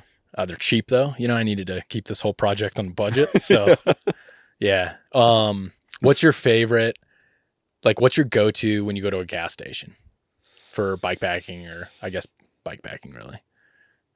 I've been really into hot dogs recently. Dude, I've always had that thought, but I've never actually executed on the hot dog. It's been really good. Yeah. Especially if you find a gas station that has like the roller dogs and all the like accoutrement thing. They have the pickles, and I'll just do like one of the trays of just do a hot dog with like a bunch of pickles, and yeah, that's been really good. Dude. What happened on Pinions? Can we do a little? I don't want to talk about. Can I have Pinions. a little closure on Pinions? Okay, we will. No, I'm just kidding. that race. Oh, it's so hard. It's so hard. Yeah. You enjoyed Kasner? I think I'm also just not a mountain biker. I'm coming to realize. Yeah. I want to be, and I will be at some point. I'm going to finish that race. It was significantly front loaded with single track this year. Yeah. It was hard. Yeah. The back half was a lot smoother. Great. Yep. There was a fella who called one of the gas stations. I'm trying to figure out who it was, so I hope I'm not blowing up your spot here. But there was somebody who called. I got to the gas station in Mayer, and somebody had called the attendants because the gas station was going to close in 10 minutes. And somebody had called the workers at the gas station and asked them to stay open, and asked them if there was a bike packer currently in the gas station, and there was someone else from the race. Oh, and had him like, and to put them on the phone with them. Whoa. Was this you? Smart. No. Okay. No. Because I was trying to figure out who it might have been based on the timing. It's a questionable like bikepacking ethos move, but yeah, because technically you'd be like supported, kind of. Yeah. Yeah. I mean, it's one of those like gray areas where it's like, but it was just sort of funny because that is like, funny. That's a move I've never heard. Yeah. I mean, I've heard on like Tour Divide people calling ahead, and and that's definitely looked down upon. You're supposed to not. Most of the rules of each individual race say you're not supposed to do prearranged services. And so calling ahead and having people leave a pizza out for you. Or whatever. I guess that makes but sense. That rule has been, worked around many, many times by many people. I could see it if it were like a safety thing where you're like, I've been out for, I don't know. I guess, technically if it's in the rules, whatever, but but if you're like, I'm out of food and I'm either quitting this race or I need to I'm totally fucked. Like, yeah. I've been in those situations where I'm like, just going to get the thing. Cause like, like I don't really, plus everything seems a lot worse when you're in it. Like, for sure. More catastrophic feeling. When you're deep in, everything has like, is maxed out to the maximum level. So and it kind of can be like, I go back and forth with that where I'm like, this feels catastrophic. It's probably fine. But then also like, you can get in a situation where it kind of can be catastrophic and like actually really dangerous. Mhm. And I don't know, when you're not like, you're not thinking super clearly and or rationally, and I don't know, it's hard. 100%. Yeah. I mean, it can spin off the rails. The train can go off the tracks Yeah. in an instant, Yeah. doing ultra bike packing multiple days in, for Yeah. sure, with no one there to watch you. Yeah. You know, that's another component of it that I find super attractive, is Yeah. that you have to keep your shit together. You have to ride the Totally. line between danger, self-reliance, and being extreme, doing Yeah. an extreme activity. And somehow you have to like thread that needle Mm-hmm. for multiple days. Yeah. Because I've had so many close calls that just not, if my mom's listening, not like death close calls, but just like things where I've thought, wow, that could have been really bad. Yeah. If that would have actually happened. Yeah. Totally. Same. Yeah. Or CTR ran out of food for a long period of time. Yeah. And it just was like, I mean, I could have gone much longer. I wasn't like hit the spot button danger. Yeah. Right. Yeah. I don't know if I've ever actually been to that point where I've considered hitting the spot button. Yeah. You know, but like, it's definitely like you're threading the needle a lot. Yeah. Yeah. So it I makes think it like, exciting. I think that's one tricky thing I've talked to a few people about as these things are getting, and I see it more with running because bike packing is not that popular yet. Yeah. But like as like 100 miles is kind of just normal now, and these races are becoming more popular and like normalized, I guess, is like, even in a structured race, like you're still out in the middle of nowhere a lot of the time, and like you can get in a situation pretty quickly where it's like bad. Yeah. So it's, I don't know, I think people need to be aware of like what they're getting into, and like, not that you ever can be fully prepared for everything, but like you have to have an awareness of that, and people who are like newer to these sports maybe don't have that, or have like an idyllic vision of what these races should be or are. Yeah. Just from like watching videos about them, and I don't know. Yeah, well, it's a fine line between gatekeeping, Yeah. right? And because I've thought about this a lot with like, how is bike packing gate kept? Mm-hmm. And am I a gatekeeper with wanting people to be prepared, but also wanting people to learn? Yeah. Because that's how I learned. Like, Yeah. there was, dude, early days, like, dude, like, what the fuck was I thinking? Yeah. Right. And so I have to remember that everybody has that starting point, right? For sure. But I don't know about Cocodona not having a qualifying race. Yeah. You know, I'm mixed on that. My opinion is, man, I've spent a lot of time honing my skills of preparedness and putting a priority on it. Mm-hmm. And they, you know, let's just put it this way. They might put themselves into situations where they're going to have to deal with more problems. Mm-hmm. And they have, as long as they're prepared for that, you know, obviously it's their choice. They can do whatever they want, but like most 250-mile races are probably going to have a qualifier to make sure people at least like pass a minimum threshold. Yeah, for sure. And they don't. And also the this year with the I'm calling it a raffle, the lottery. Yeah. It had some strange components to it for a lottery that I didn't quite understand. Where people who had done more instances of the different lengths of races Mm-hmm.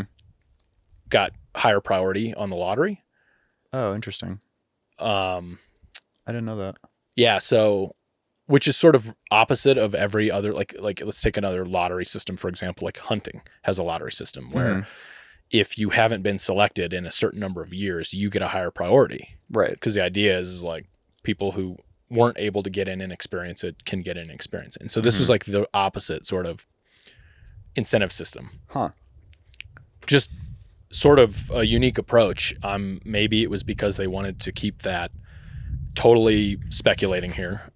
Maybe it's because they wanted to keep like the community, the idea of like the core, because you know Cocodona came from like a grassroots ultra running scene before it was this big commercial production. Totally. You know, and so maybe it's their attempt at keeping that, like keeping the local vibe and the people who were there doing it year after year after year, that they still had an incentive and they weren't pushed out over time. Yeah. Right. Which makes sense. Yeah, for sure. Especially when you have such high demand, you can like make choices like that. It's crazy that there's that high of a demand for races. Dude, did you ever think that was going to happen for 250-mile races? No. 4 years ago, even? Yeah. 5 years ago? Yeah. That like they'd have to put a lottery in place for a 250-miler? Yeah. Because there's that many people. It should just be, if you want to do that, you just sign up and do it. I know. And they've put all these other races underneath. So they've maximized the potential from their permitting point of view. Yeah. Like the reason why they've added these races underneath is because they have demand still, and they've capped out on the number of people that are allowed in the longest distance. So they're like, well, you know, from a business point of view, they're like, well, we already have all the resources out there. There's a demand for it. Let's add some races. Yeah. And now those are all full, or they're not full. Sorry. All of those, the demand has been met. Let's maybe put it that way to a certain extent. And there's still like a lottery that has to be put in place. Yeah. That's crazy, dude. Yeah. That's never going to happen with bikepacking. Yeah, I know. That's what I like about bikepacking too, is especially if you're looking at like Tour Divide or some of these bigger, just races with like a grand depart kind of thing. Yeah. Is like, it's just there. Mm-hmm. Nobody's going and just running the Cocodona course. Totally. You know, because that's not what my perspective is that's not what it's about. It's about the event with the community of people. Exactly. Yeah. Not about the individualized thing. Right. I mean, it is during the event, but it's for so many people. Yeah. The feedback I've heard directly from people, it's about the group, the core, the community. Yeah. And I think with running a distance like that, you kind of need that. Mm-hmm. I mean, going out and just running that course by yourself with nobody around would be like pretty demoralizing, probably. Do you think it's doable? Do you think it would be doable, self-supported? Oh yeah, for sure. People have done like AZT distances like that before, right? Yeah. Yeah. Okay. Like running it self-supported is possible. Yeah. Yeah. I mean, people do. Yeah.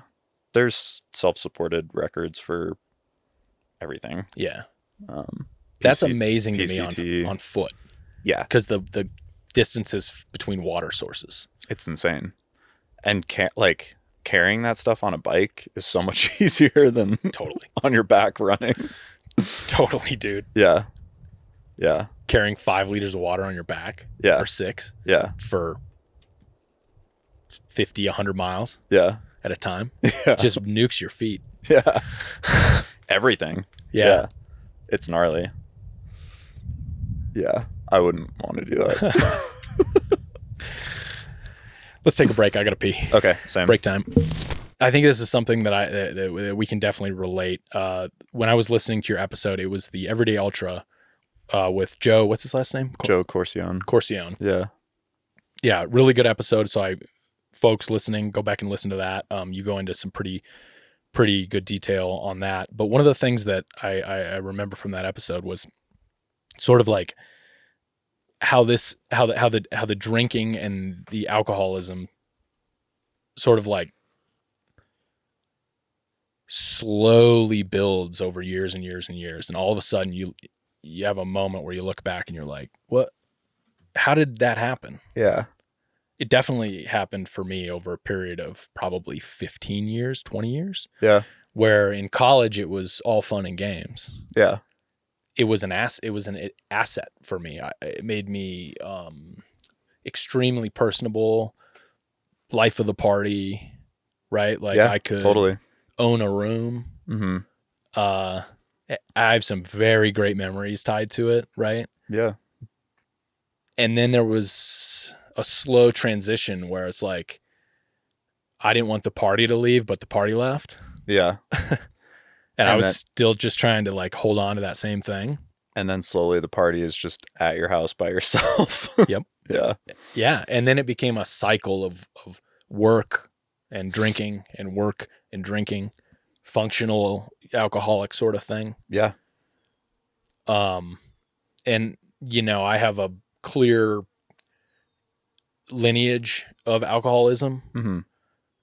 a genetic predisposition to it for sure. Yeah. And one of the things you talked about was its connection with extremism, extreme sports, endurance sports. Yeah. So can you just briefly take me through like that path for you Yeah. and sort of where you're at today, maybe? Yeah. I think very similarly, like,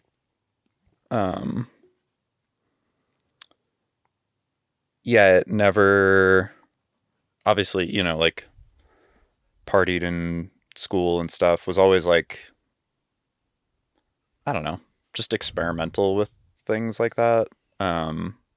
And yeah, kind of used drinking as it was just fun. Yeah. And like made certain things more comfortable. I don't know. I don't know if that's necessarily like was a bad thing back then. And probably took drinking specifically a little too far sometimes, like blacking out or just like, I don't know, shit like that. But yeah, I was like a kid and I don't know, was just doing kid stuff. And Yeah. it was never like, it never felt that dark really, even if it was like maybe not the best thing to be doing or, you know, whatever. And then, yeah, it was like, yeah, it was years of just being in I think it was just being in certain like headspaces in the right situations in life where I started kind of just taking drinking and like making it this whole other thing, I guess. And it, yeah, over years kind of just became like, I was like, oh fuck, this is a problem now. and it's a problem because I would have like long periods of it not being an issue. But then when it was like getting really bad and really dark and like scary to a point where I was like, I don't know how to do this.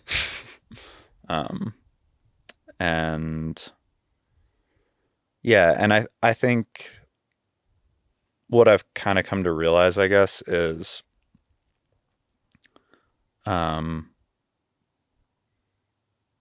I do sort of like I have this tendency to like do that with everything, or I just like when I need something to like, what's the right phrasing? When I'm using something to like feel better, I do it to like the extreme. Yeah. And I like don't stop Yeah. until I can't do it anymore. And with certain things, like with riding or running, that can be pretty healthy for the most part. And then obviously with drinking, it's not. Right. But yeah, so I basically got to a point where with drinking specifically, like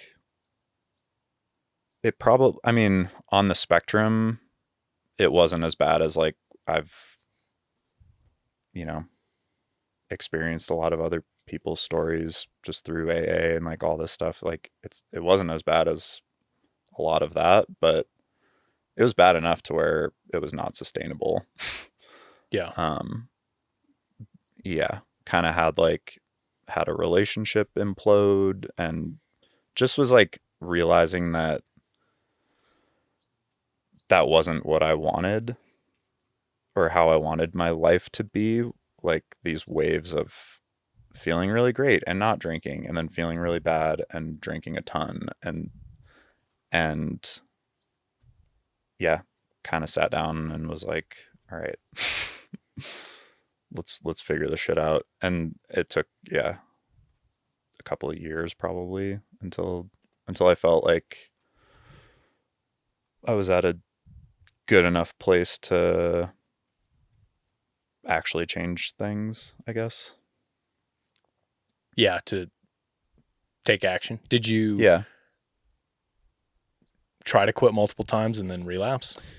Yeah, I would like feel guilty or I don't know if I really like tried to quit. yeah. I feel like there were probably a few like periods over multiple years where I was like, this probably isn't healthy. I should just stop for a while.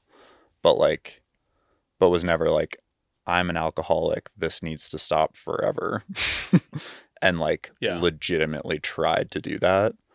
And those periods would work for a while and then would kind of slowly sink back into a month of just feeling horrible and like drinking every day. And then, yeah, it was almost 3 years ago. It'll be 3 years in December.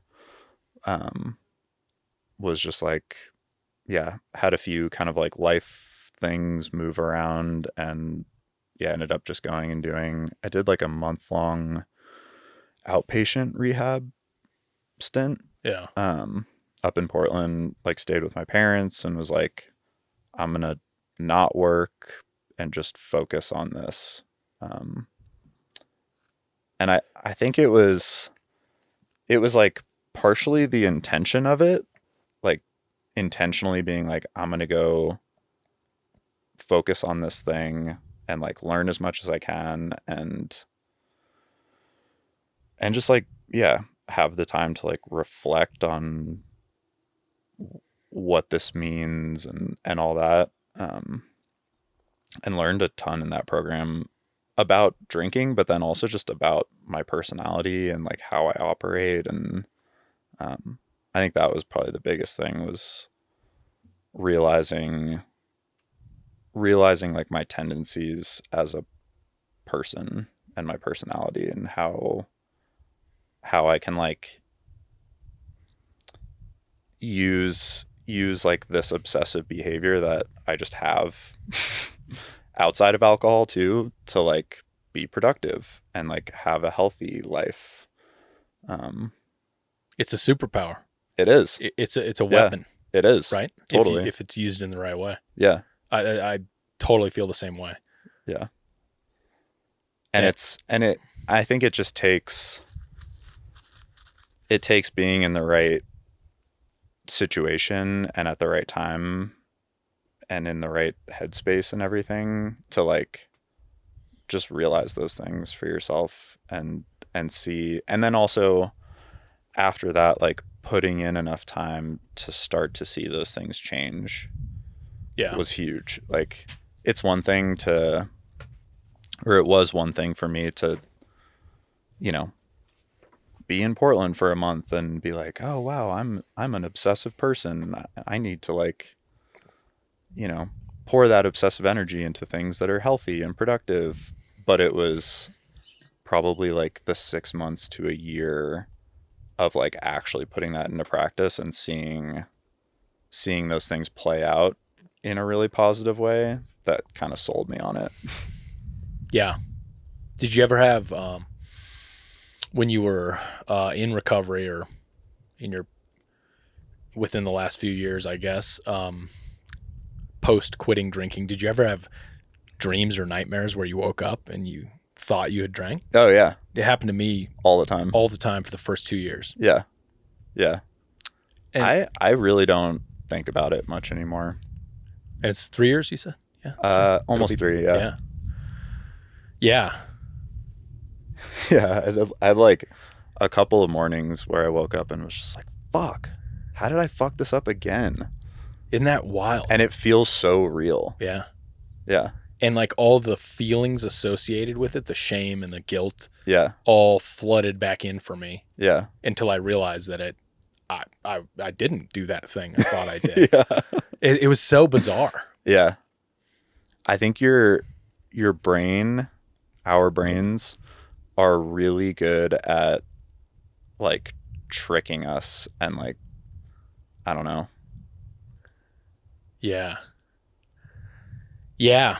I mean, my obsessive extreme behavior just moved from one thing to the next Yeah, in over a sequence of like 4 years. yeah, I went from drinking to like, I was in this, what would best now be described as a brain fog for about a year, yeah, where it took me about a year to kind of like get my head above water and feel like I was, I don't know, not in this weird confused state, I guess. yeah.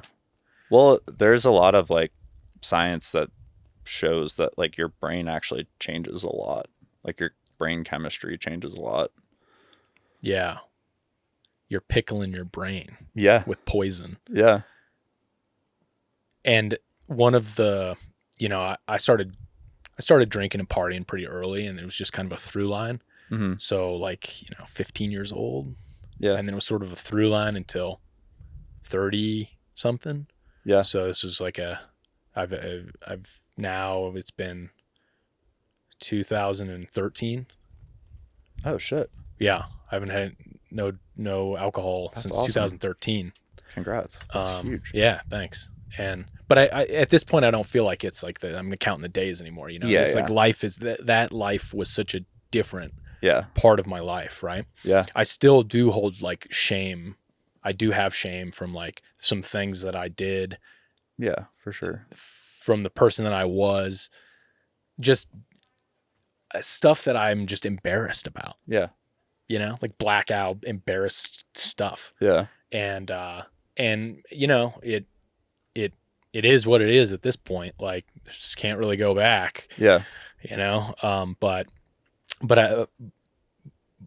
but I didn't, what I discovered when I quit drinking, or years after I quit drinking, was I didn't really learn how to be me as not an alcohol, as not like a person who's that party guy. yeah, I was just like my frontal cortex was developing that entire time. And I was not, was not, I feel like it was, I had to go back and relearn who I was and what I wanted to be and what I wanted to do with my life. totally.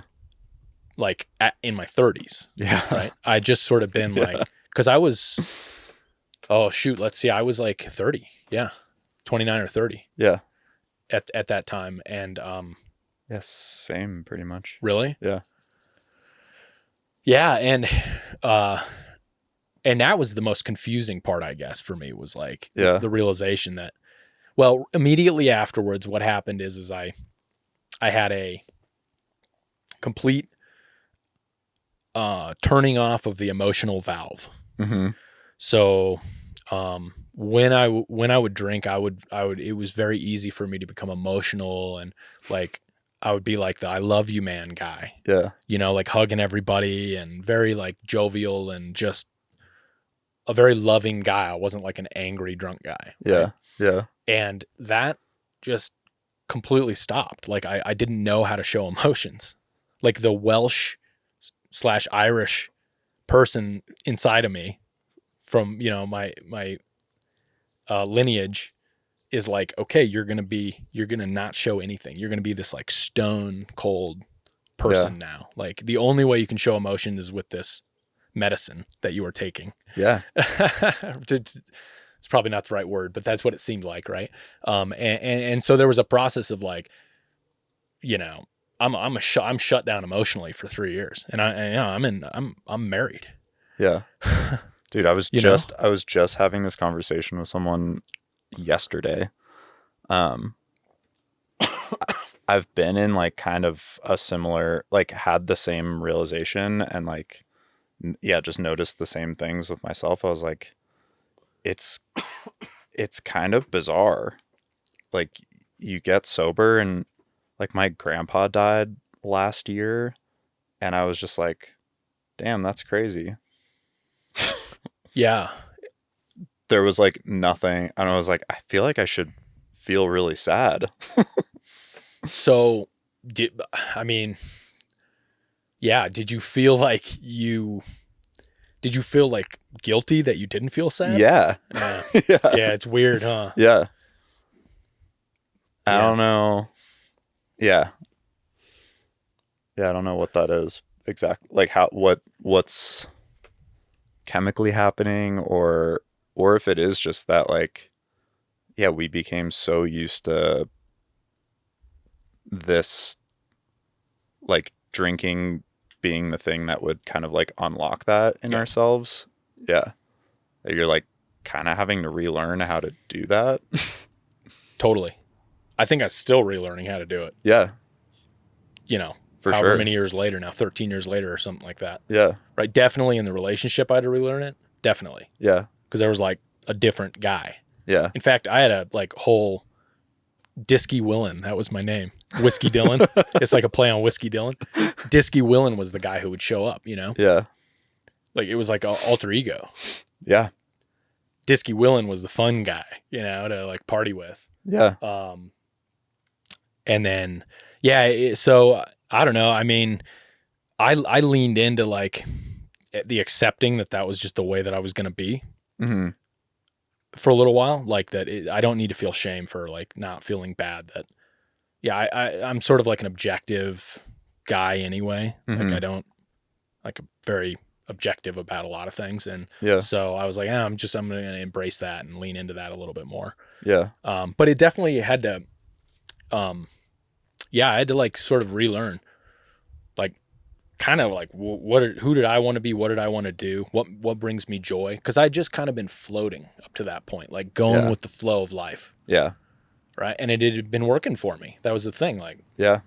there weren't major consequences. So, and then, so it switched from the alcohol, immediately to like food, like a food addiction. Okay. Chocolate and sweets and stuff. Yeah. And I've heard that's pretty common. I never went through like a formal recovery program, but I heard that that's pretty common because it's actually the literal sugar part of The it. craving. Yeah. Mm-hmm. That you're substituting. Yeah. And then it switched to work. Mm-hmm. And I work in a particular place and was working at that time where the more you work, you don't really get that rewarded. Yeah. In fact, it kind of ends up a lot of times worse. More work was rewarded. Good work was rewarded with more work. Yeah.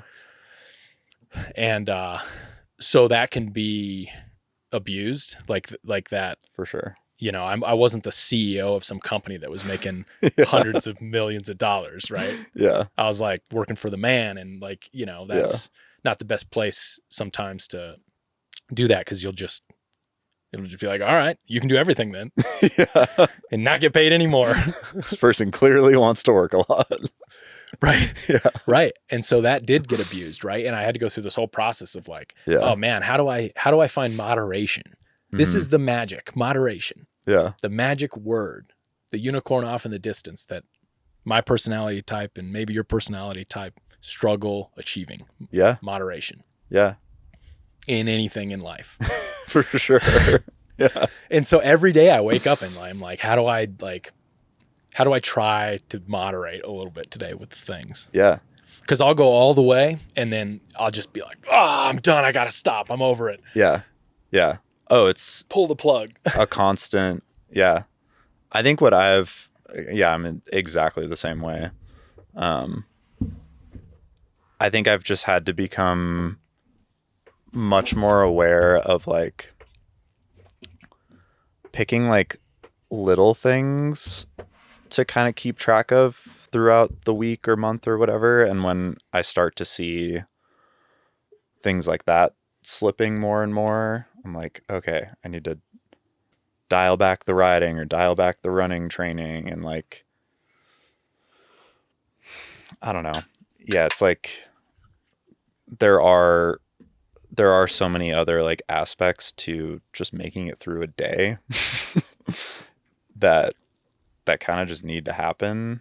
And we're really, being like obsessive people, we're really good at like convincing ourselves that all those little things don't need to happen. Yeah, it's an awareness thing. And I think the drinking was really good at,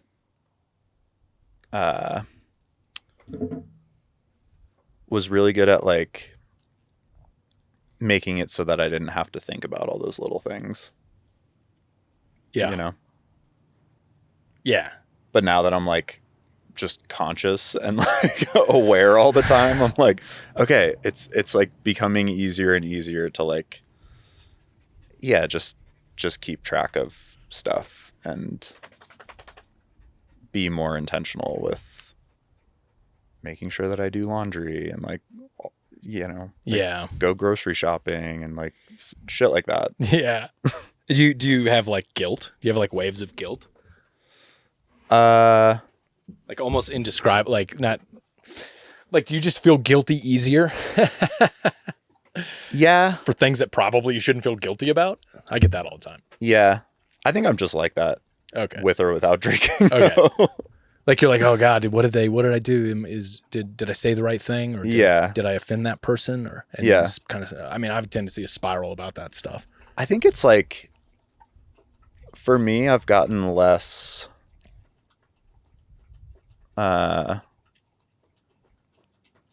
maybe less, like I care less what other people think or something. That's pretty good. Yeah. For the most part. Yeah. It can be bad. I mean, a little more confidence, you know. Yeah. There was a cycle, like where I would black out, wasn't quite sure exactly like what I said. Oh yeah. And then I'd wake up and be like, it'd be like this process of trying to figure out what happened. Tiptoeing around everybody. And being like, did I say anything out of line last night or whatever? Yeah. And it'd just be like this guilt and this out of control feeling, you know? Yeah. And now it's the complete opposite where it's like everything has to be in control. Yeah. To an extreme. Yep. Almost to an unhealthy extreme where I can't, you know, desk has to be organized in a certain way before I can like feel like I can be productive. Mm-hmm. Desktop on the computer has to be organized in a certain way. Are you? Exact same way. Yeah. Before I can even like start to do my process. Yeah. And yeah. Dude, it's so funny. Like I was never like a clean or organized person. And as soon as I got sober, I'm just like not neurotic.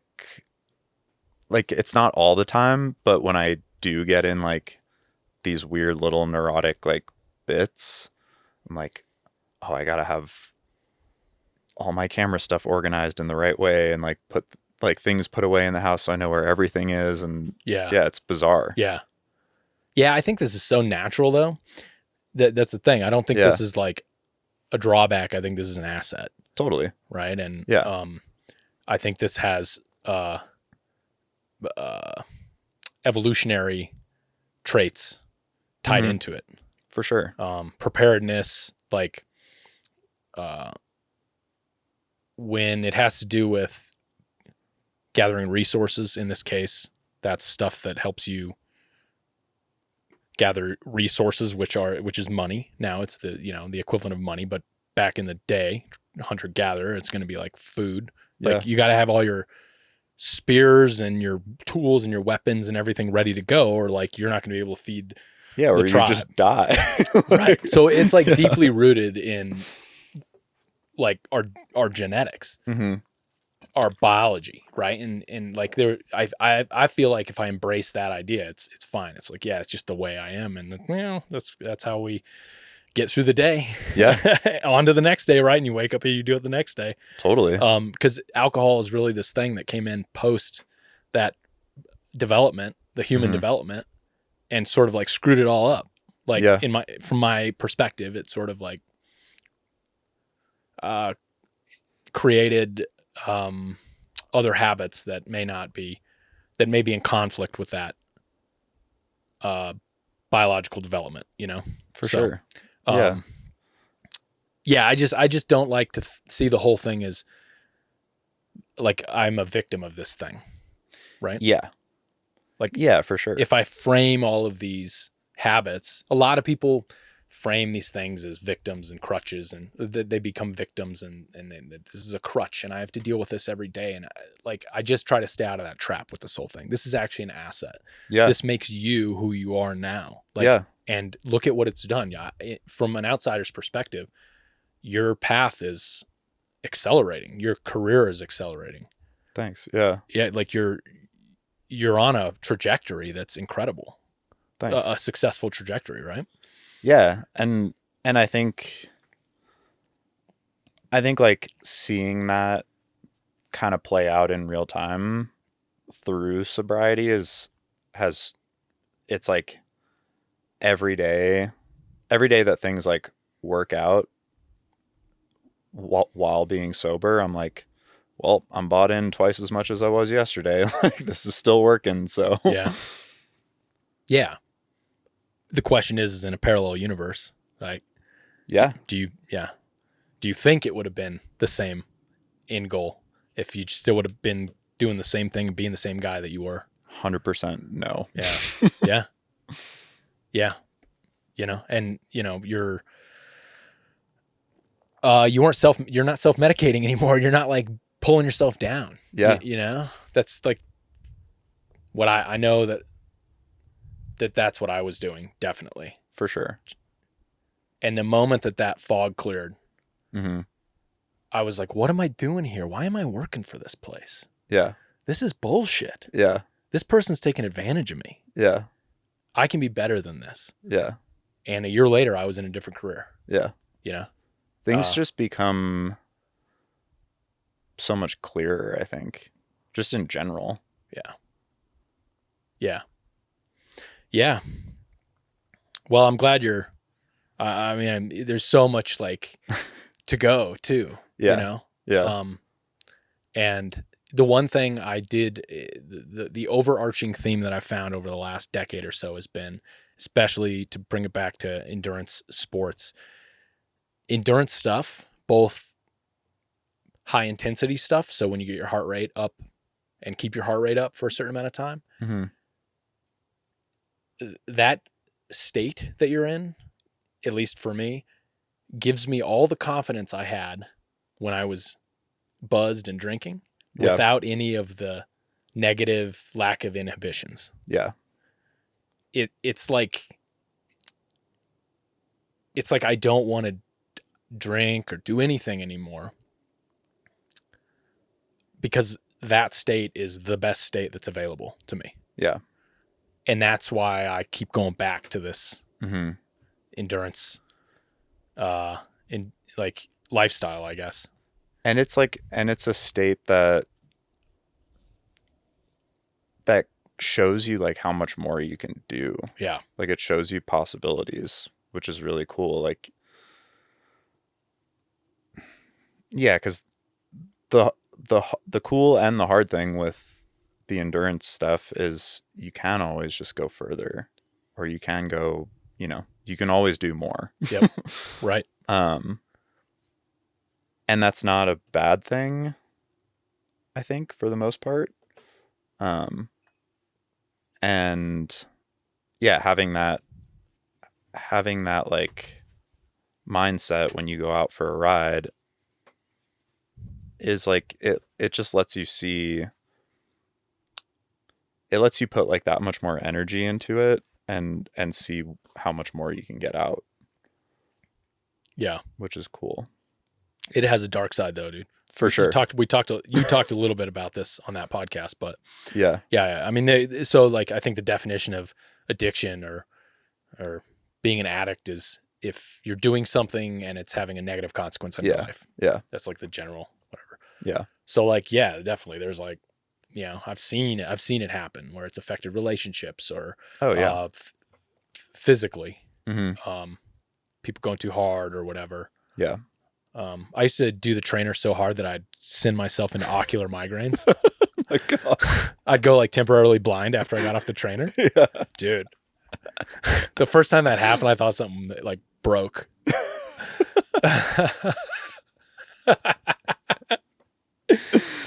Yeah. Because I was like, this is my FTP.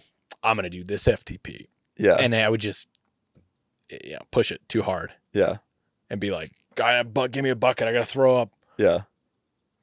But I get more yeah. I get more obsessive with like numbers and looking at like what I did last week and like needing to do more the next week and like that whole rabbit hole, dude. And it can be great when when it's working and it's like everything's kind of in balance and I'm still like pushing it. That's awesome. And then you get to a point where you're like, this is too much. Yeah. Or this is just not sustainable anymore. And like, yeah. Yeah. Yeah. It's definitely, again, moderation. Like, yeah. How do I find that moderation things? So yeah, I had some medical stuff happen recently, that has sort of like thrown me into a loop on that whole thing. Like, it sort of brought that to a halt. So like I'm done with running basically. So I've, spondylolisthesis, which give me a high five for saying that word. Yeah. What is that? I've been practicing. It's basically a slipped disc on my L5S1 down by my tailbone. Okay. It's a grade 1 slip. So there's basically one of the vertebrae, I think, if I'm explaining this right, is cracked. It was cracked from like an old injury. Damn. And so the disc is now degenerated over time. Okay. I probably had this since I was a little kid. It's just now it's becoming a problem. Yeah. And the disc just like slips out of place. Okay. And presses on the nerve bundle in there and then creates like sciatica like symptoms in the left leg. And I've been dealing with this since 2020. I finally got it diagnosed. And but the doctors are basically like, the spine specialist is like, you shouldn't be running. Like you have to avoid shearing motion. Yeah. And he's like, the longer you want to ride, if you want to extend your riding for as long as possible, you need to stop carrying your dog in your backpack. Number one, your 36-pound dog in your backpack, and you need to stop the running. Yeah. Because that's what's going to like aggravate it the most. And I got a cortisone epidural last week. Oh my God. Where they shoot a cortisone in your spine, in your disc. Fuck. Dude, talk about weird. I was weird for a day or two because that like went straight to my brainstem. And it's, cortisone is the same thing as cortisol. It's like the stress hormone. Yeah. But it just happens to have this anti-inflammatory property. So, like cortisone shots in your knee or whatever. It happens all the time with athletes. Yeah. This one's just in the spine, in the discs. And man, I was like, it was weird. Yeah. I was like stress wired. Like it felt like I was in a bikepacking race. Uh-huh. But not bikepacking. I was just walking around the house. On the couch.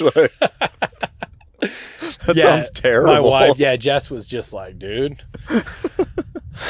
I couldn't sleep that night because I was all wired. It was sort of bizarre. And I avoid like medical intervention, and this is probably the furthest I've ever gone to. I've never had a surgery, and but it was sort of point of this is sort of a moment where I'm like, okay, I have to refocus my priorities here because I can't go as hard as I did last year. Yeah, like to play off what you were saying about the more, obsessing about the numbers. It's like there's a point where every athlete, no matter what, is going to have to just slow down and start decelerating. Yeah. Yeah. Or shift that energy into something else. And that's the magic zone, right? Yeah. If somebody can figure out how to do that. Yeah. For you, it's easy. You have this built-in backup plan. Yeah. Well, it's your primary plan right now, but but for a lot of athletes, it's not. They don't, all they have is totally the sport. And then they don't do well in one event and their whole world view gets crushed. It's devastating. Have you seen that happen? Oh yeah. A lot. Really? Yeah. Yeah. I don't know. I don't know what the answer is, because I think especially people at like the tip of the spear, like the highest end of their sports, are like, you need to be like that, and you need that thing to be all encompassing, just to be that good. Right. It's like that's the only way that works. I think for like 99.9% of people. Yeah. And that kind of breeds like, yeah, one day it's not gonna work, and you're gonna have to switch gears. And like, I don't know if you've been doing that shit since you were a kid. Yeah. Like you are kind of having to like relearn how to live your life, and like relationships are gonna change, and yeah. Yeah. How to be graceful Yeah. in that exit, right? Yeah. I mean, so with ultra running, it's like there's a new name popping up every event. There's like, oh, this new person came in and Yeah. they're crushing, and it's like, what about all the, there was the person last time that Yeah. is now pushed out, and that's any elite sport Yeah. comes with the territory. Totally. But yeah, I mean, you have front row seat to all that too, the tragedy. Yeah. Yeah, and it's like heartbreaking. It's hard for me sometimes too, like developing relationships with these people who are at the top of their game, and then like I get emotionally invested in them, not necessarily like I need them to win. It's like it's more just like I want to see them happy with whatever they're doing. Yeah. And then you see that like not play out, and yeah, it's a real bummer. Yeah. But which makes like the work kind of hard too sometimes. When you're like, my job is to like tell this person's story, but now I'm like invested in their story, and their story doesn't have like the nice neat little bow on it that everybody wanted. And yeah, it's a tricky line to walk. Totally, dude. Yeah. And most of them, most stories probably aren't the nice bow, like those are the outliers, right? Yeah, like for sure. I would think. Yeah, yeah. I don't envy you for that, because part of what makes you so good is you get to know these people and you develop a relationship with them.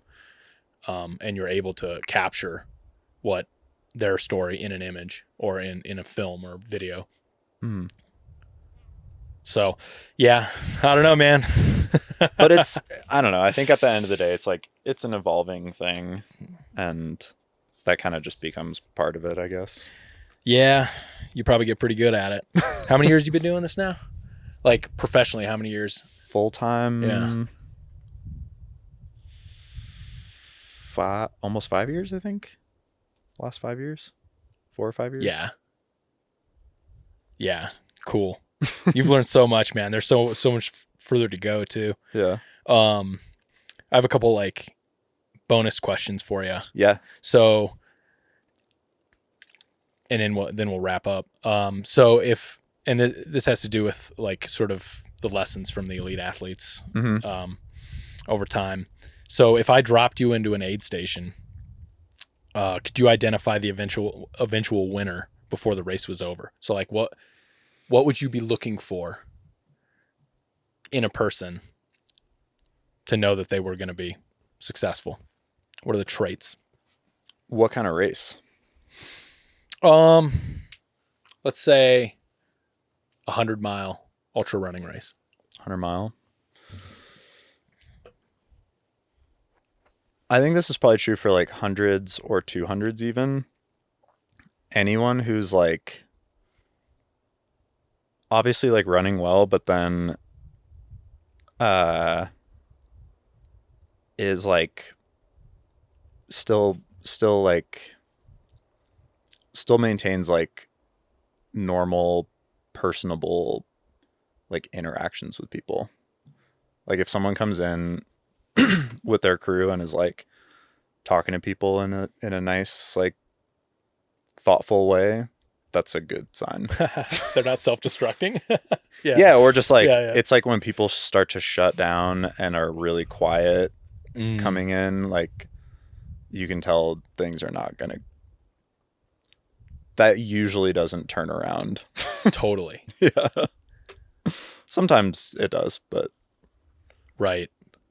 Yeah, but generally, yeah. yeah, that's probably a bad sign. Yeah. Generally, the people who do the best at those races are like kind of happy and smiley most of the time. Right.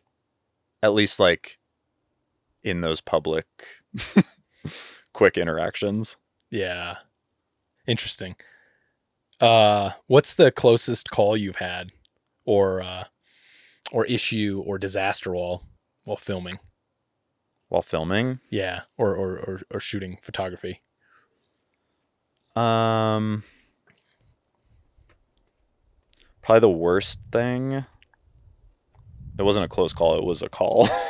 Okay. I shot Western States the year that Tom Evans won. I can't remember what year that was. 23 maybe? Or somewhere around there. And I was shooting him, and I think that was the year that I was shooting Katie Scheid when she got second to Courtney. So like two of the best athletes like in the race, amazing performances. Like it was like this whole, I had been working with like Tom and Katie in flag when they were training leading up to it, like had this whole long thing. Had like multiple brands of it was like a ton of work, and a lot was like kind of at stake sort of. And I had forgot to shoot an interview with Tom after the race, and so I like packed up all my stuff really fast, called him and was like, dude, can I come meet you basically like before you're flying back to the UK? Met him in San Francisco, or was going to meet him in San Francisco, and like threw all my stuff together in Tahoe to drive to the Bay to shoot this interview, and had like dumped all the footage from the race onto these hard drives, backed them up on other hard drives, put everything in one bag with my laptop, and was like packing up the car really fast, and just like started mobbing, and was coming down that pass from Tahoe to, like into whatever that is, Sacramento or whatever. And my phone, I get this notification on my phone that's like, your laptop is, it's like the Find My thing. Yeah. Your laptop is no longer with you. And I was like, huh, that's weird. Like maybe I was just driving through like shitty reception and it, disconnected and reconnected or something. But just like had a feeling that something wasn't right. And so I stopped, like looked for my laptop, was like, huh, I guess I like left it at the Airbnb. Called my buddy who was at the Airbnb, and he was like, no, it's not here. And so I started like rechecking the car multiple times, and then was like, maybe like, I don't know. And so I like looked at the point that it said it was last at and drove back on the highway and found keys to the keyboard, and then and then like the case that was just like shredded, and then parts of the hard drives. Oh, dude. And just sat on the side of the freeway. It was like, I just lost everything. Oh, that is so tragic. Yeah. That was probably the worst thing that's happened. Oh my God, dude. And I had just set that bag with everything on top of the car and just like took off. I made it like 100 miles though, going so fast. Do you have a roof rack up on top? Like, yeah, is there... it was on, I was like borrowing a car. So it had gotten like wedged in the roof rack. Right. And so pieces started flying out. No. Well, it got wedged. So it stayed there for a while. And then probably coming around a turn or something, it like dislodged, and Oh man. yeah, it was crazy. I'll show you the photos later. Yeah, dude. I'll put them on. If you got photos, I'll include them on the story. Yeah. For the folks watching. Yeah. Oh God. Whoopsie. Yeah. It's worse than a coffee. All that gear too, all the money and Yeah. like just, and then the content and all that, just everything. Oh, tragic. Yeah. Yeah, dude. Well, things only go up from there. Totally. Oh man. Dude, what's going on? What is going on with ultra running fashion? So to circle this back to where we started. Yeah. I do not understand Satisfy or Moth Tech or any of this shit. And no one's been able to really explain it to me. And maybe you can. But I just sold. Jess gets all this free Satisfy shit for the race, and I sell it on eBay for like hundreds of dollars. Yeah. I sold a Satisfy bag from the Versteeg's race, the one down Prescott Saddles 100. Yeah. Thank you. It was a Satisfy bag with like a spray painted Saddles 100. Sick. I sold it for like $100.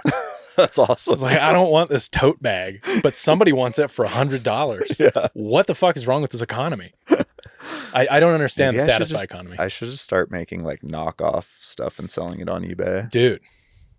It's a good idea. I mean, I don't know. Legally, I don't know. I don't know if that's a good idea or not, but I mean, yeah.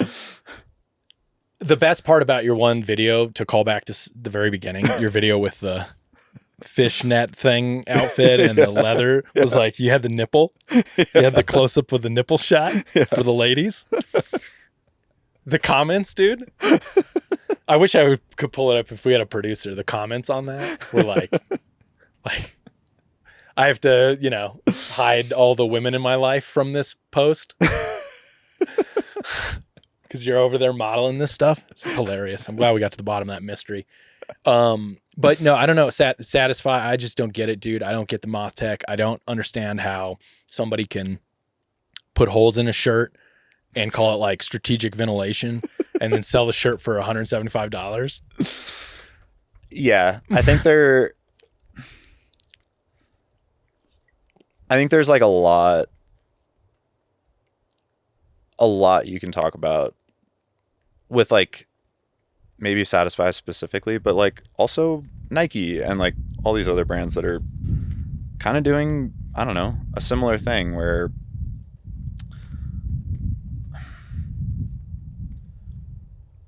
I guess my view at the end of the day is like, yes, these brands are there to make money. It's a business, whatever. As a consumer, like, you just want, like, you want to buy something that's going to make you excited to go run or go ride. Yep. Whatever. Like, I experience this on the bike all the time where I'm like, I'm bored of this bike. I want to buy the new fancy thing so that I'm excited to go ride it. For sure. Yeah. And I think that's like kind of what's happening with Satisfy and Nike and all these like weird things that are coming out. Yeah. It's like, and my take is like, if that gets someone stoked to go run, whatever. Yeah. If it costs a lot, whatever. If they want to pay that, fine. Like, right. I don't know. I don't think there has to be like a clear reason for any of it. Well, capitalism is like, it's worth whatever people will pay. Totally. Right. So, and people are paying for it. It's just the part that is such like an aging millennial. I just don't understand it. Right. Yeah. Because that's not my lane. Definitely not. When I went to Saddles 100 and like, these were not my people. They're definitely not my people. Right. And that's fine. And I think that's like, honestly, I think that's one thing Satisfy does really well is like what they're doing is like different and not hasn't been like a normal thing in running for a long time. Yeah. So obviously people are going to like critique that, but they've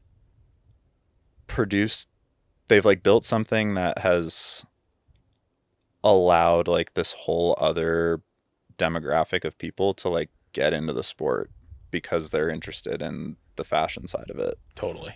And whether or not you like that it's like it got a lot of people into running. Totally. It's sort of a phenomenon. Yeah. Like it's sort of like from an outsider's perspective, I'm just like, Yeah. wow, this And isn't me. That's okay. But like a lot of people are into this, and you know, like mustaches and tattoos, and like there's a whole look to the whole thing. Totally. Right? And it's sort of like hipster running vibes, like next generation hipster running vibes. Yeah. Is what Satisfy embodied. Yeah. For some reason. And they were able to do that without like, or like counterculture, I guess. Yeah. It was sort of counterculture. Yeah. With Versteeg and, you know. Yeah. And just, I don't know. Yeah. Just the whole ethos behind, I don't know. Yeah. But running brands have been, you know, Brooks, Adidas, whatever, like they've all been making high performance gear for a long time, and they didn't really do that. Yeah. You know, it's like their stuff was always tailored to people who already run and want to run faster. And that's great too. Right. Yeah. And I think, I mean, I saw it a lot with a lot of my like cycling friends, because I was riding a bike before I ever started running. Friends who were riding bikes and into like kind of the higher end fashion-y sort of side of cycling saw Satisfy stuff and was like, that's kind of similar to, you know, this other little niche pocket of cycling. Like, that's cool. Maybe I'll try that. Yeah. And interesting. It made this whole crossover. That's kind of cool. Who did? I see. Just that Satisfy kind of created like this crossover. Right. For people who probably would have never gotten into running. Right. It does seem like it was an unmet need. Yeah. They found an unmet need. Yeah. It's I don't understand it, but it's impressive nonetheless. Yeah. You know what I mean? Yeah. Like it's like I don't understand fashion either in general. Yeah. You know, like odd fashion or like yeah. Giant windshield sunglasses and cycling. I did get myself a pair of those, but it took me a while. You know, I'm sort of behind the curve on all that. And I just, you know, obviously I like wear the same hat and shirt on this podcast over and over and over again, basically. I don't really get it. But like, that doesn't mean that, you know, I mean, I'm just a small little fish, right? In Satisfy. The one thing I do like about Satisfy though, is if you are going to pay that much, at least they're like having the manufacturing is done, I think, in For sure. Europe. Yeah. It's not like outsourced. I think it's, I can't remember, but they're like I know a lot of that cost does come from like them producing things in like a healthier and like more, just a better way. Yeah. Like economically sustainable. Yeah. Yeah. Like they're just not outsourcing it to basically slave labor. Yeah. In garment factories. And the stuff is like made better. Yeah. So I'll give them that, right? I always have great respect for companies like Wolf Tooth, where I'll pay more for something that Wolf Tooth creates that they're CNC machining. Totally. In the United States, right? I understand it costs more to operate that. I get it. So there is a bit of an angle there, but there's also just like they're meeting the capitalism demand. Yeah. People will pay it, so that's you know, I buy and sell a lot of stuff on eBay, so like you charge as much as somebody's willing to pay. Totally. And like you're gonna maximize that, and the market's gonna set what that can be. Yeah. And that's the beauty of capitalism. So anyway, that was a side quest. So, cause I know you're like you're a fashion guru in this zone. Go check out Shapiro the Hero on Instagram. It's fashion tips. And you had the leash too, right? You had the leash. Which is funny because I feel like I'm the least fashionable person. Dude, look at like you. I do not. Yeah, I don't know. Oh man, you got a favorite tattoo? Of all the tattoos, you are tattooed up, dude. You like your whole Yeah. chest is done, right? Your whole Chest, back, yeah. dude. I like my back a lot. Yeah. It was a big thing. Did you have that all done sort of at once? It was over like a year or two, but yeah. Did you have it sort of drawn up first, the concept Yeah, for the whole back first, and then pretty you had much. it done in phases? Yeah. Yeah. Yeah. So Yeah, it you was didn't like- just like piecework it over time No. with different ideas. It was all Yeah, it was one. like one kind of cohesive thing. Yeah, this woman, Mina Aoki in Salt Lake did it, and yeah. Yeah, dude, you spend a lot of time. Yeah. You have a lot of tattoos going on. Maybe I'll show another picture. All right, dude, let's wrap this up. So people can find you, Shapiro the Hero, on Instagram Yep. and elsewhere. Yep. And I think you have a website out there too, Yeah. I think it's floating around. Matthew-Shapiro.com, I think. Cool. Well, thanks for spending time with me today. Dude, thanks for having me. That was awesome. Yeah, and I'm glad you're in this community Yeah. here in same. Flagstaff, Yeah. and keep doing what you're doing, dude. You too. You produce magic, so go check them out. Everybody out there listening, and Thanks. yeah, we always end on a cheers. So yeah. Cheers. All right, thanks, man. Thanks.